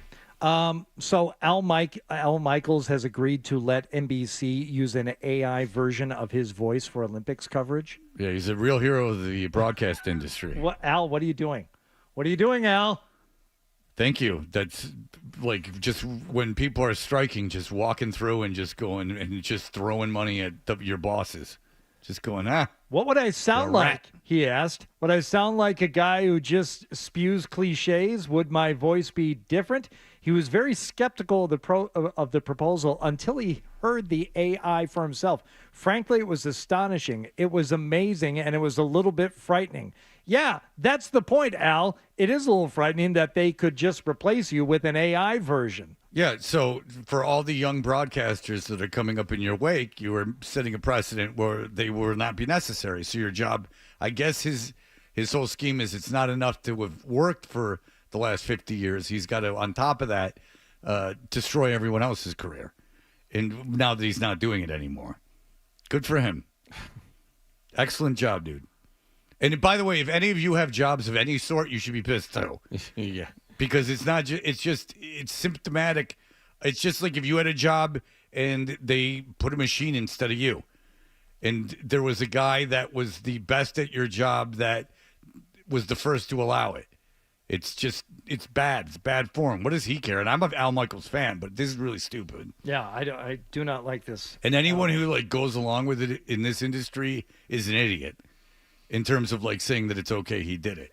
Well, it's like the guy on Sirius XM, the Will.i.am, who does a show, like a weekly show that's co-hosted with an AI co-host. And whenever I'm doing my shows on that channel, I say, don't listen to it. This is stupid. You know, they want us to like cross-promote it. I'm like, here's your cross-promotion. This is a dumb idea. I'm against it. Don't listen to it. Don't support it. So, Machine Gun Kelly is apparently a country artist now. Oh, is that right? Yeah, because he's following the Kid Rock model, and the Kid Rock model was very lucrative for a time, and now it's not. Right. So he can be the next Kid Rock. So he, in order to launch his country career, he did a cover song of the Zach Bryan's song, Son to Me, from 2 years ago. Thank you, Dan. So it's not like he's covering Farron Young's Hello, Walls. Hello. No, he's taking a song by a guy who's currently famous that he got famous doing Who's on 2 tour years right ago. now? He played at Gillette Stadium last night. Yeah, he's covering the songs of a guy playing Gillette Stadium. Congratulations to Machine Gun Kelly, who, by the way, wasn't a horrible rapper. Like, the thing is that he wasn't a terrible rapper, and then he was an awful, like, poppy punk guy, like a totally formulaic, terrible at it. And now he's going to push this country thing, which I suppose you can't be bad at. I mean, it's like being like the worst piece of poo. It's all pretty bad. Like, modern country music sucks. And I don't think it's very difficult to do. So congratulations to him. No, it's not difficult when you've got a room full of writers and they're just churning stuff out, and they decide, all right, who's going to give me top dollar for this Pay jam? enough for the right people. I mean, the Applebee's guy had a hit song. That was a hit song in that community, which cheapens it and makes it worth nothing. Applebee's. First, I'm talking black enough that you won't get mad. Well, Fred, since you're talking about a chain restaurant, first it happened at Red Lobster, and now Hooters said earlier this week they're closing a select number of their underperforming restaurants, and that they were under pressure from current market conditions. They're not shutting the Alcoa, Tennessee to Hooters, I would hope. The brand of 41 years remains highly resilient and relevant, they said in a statement. I don't know if you're closing how many stores. Well, I don't think they gave the exact number or shared which ones yet. Means owls and boobies. Just like Twin Peaks is the Hooters competition in the South, and Twin Peaks can mean big boobies. Yeah. Applebee's, you mentioned that a few minutes ago, said they were going to close 35 locations. Red Lobster facing bankruptcy. There's blood on your hands, country guy. Cracker Barrel, whose stock is down 43% this year. And the Outback Steakhouse and its sister chains, Carrabba's Italian Grill and Bonefish Grill, which have seen 41 closings this year, according to NBC So News. it's just like we're just becoming so xenophobic we can't enjoy the cuisine of other cultures. That's what I'm saying. Like a nice ethnic steakhouse like the Outback, you're just afraid to go there. Yeah, I'm so American. I can't have anything from Australia. Yeah, whatever. They speak English there. You can get through, and the kookaburra wings are not real kookaburra. It's chicken. But you could have a Foster's and not, live a little. Have a Foster's. It tastes a lot different than everything else. I do like the salad at the Outback. There's something about that ranch. They've got that figured out. Well, I go to Hibachi about once a week now because my lady, my daughter. Yeah. I go to about Hibachi once a week, and I'll take her and her friends, or I'll take my son, and none of them will eat their salad. So I knocked back 4 Hibachi salads last night. If you want to talk about something good, the first one's good. The second one's not quite as good. By the time you're at the fourth one, you're going, what's going on? Why am I ingesting so much ginger? It's just ginger and iceberg lettuce. The calorie and nutrition content on that is 0 outside of the dressing. But yes, well, that's it for Johnny. He could very well die this week. He's old see you and guys sickly. in about 10 days. Unless you die. Who's in for Wallach tomorrow? It's got to be Ryan, right? I don't know. No, it's Lockhart. Lockhart's sitting right there tomorrow? Lockhart's doing the big time headlines. All right, John. Don't get in a massive car wreck and die. I'll try not to. You guys enjoy yourselves. Right. Well, we'll try not to die either. Okay. Just have that in the back of your mind the whole time. This could be the last time you see us. Safe travels to Tennessee and safe travels to your garage. Enjoy Thanks, yourself. Walt. Thank you. Yeah, way to rub it in, Wallach, that he doesn't have the money to go to Loudon, Tennessee. Maybe next year. Well, maybe if you a little nicer. My son is calling me. I have to go. Bye. All right. Oh, God. Yeah. Bye. Huh? You want to go on vacation? Well, you want to go. I do. Because you're going on vacation. Yeah. This is all taking too much time for you. It is. You go on. So if I end the show now, it's better for you. Yes. Okay. Sure. All right. Bye.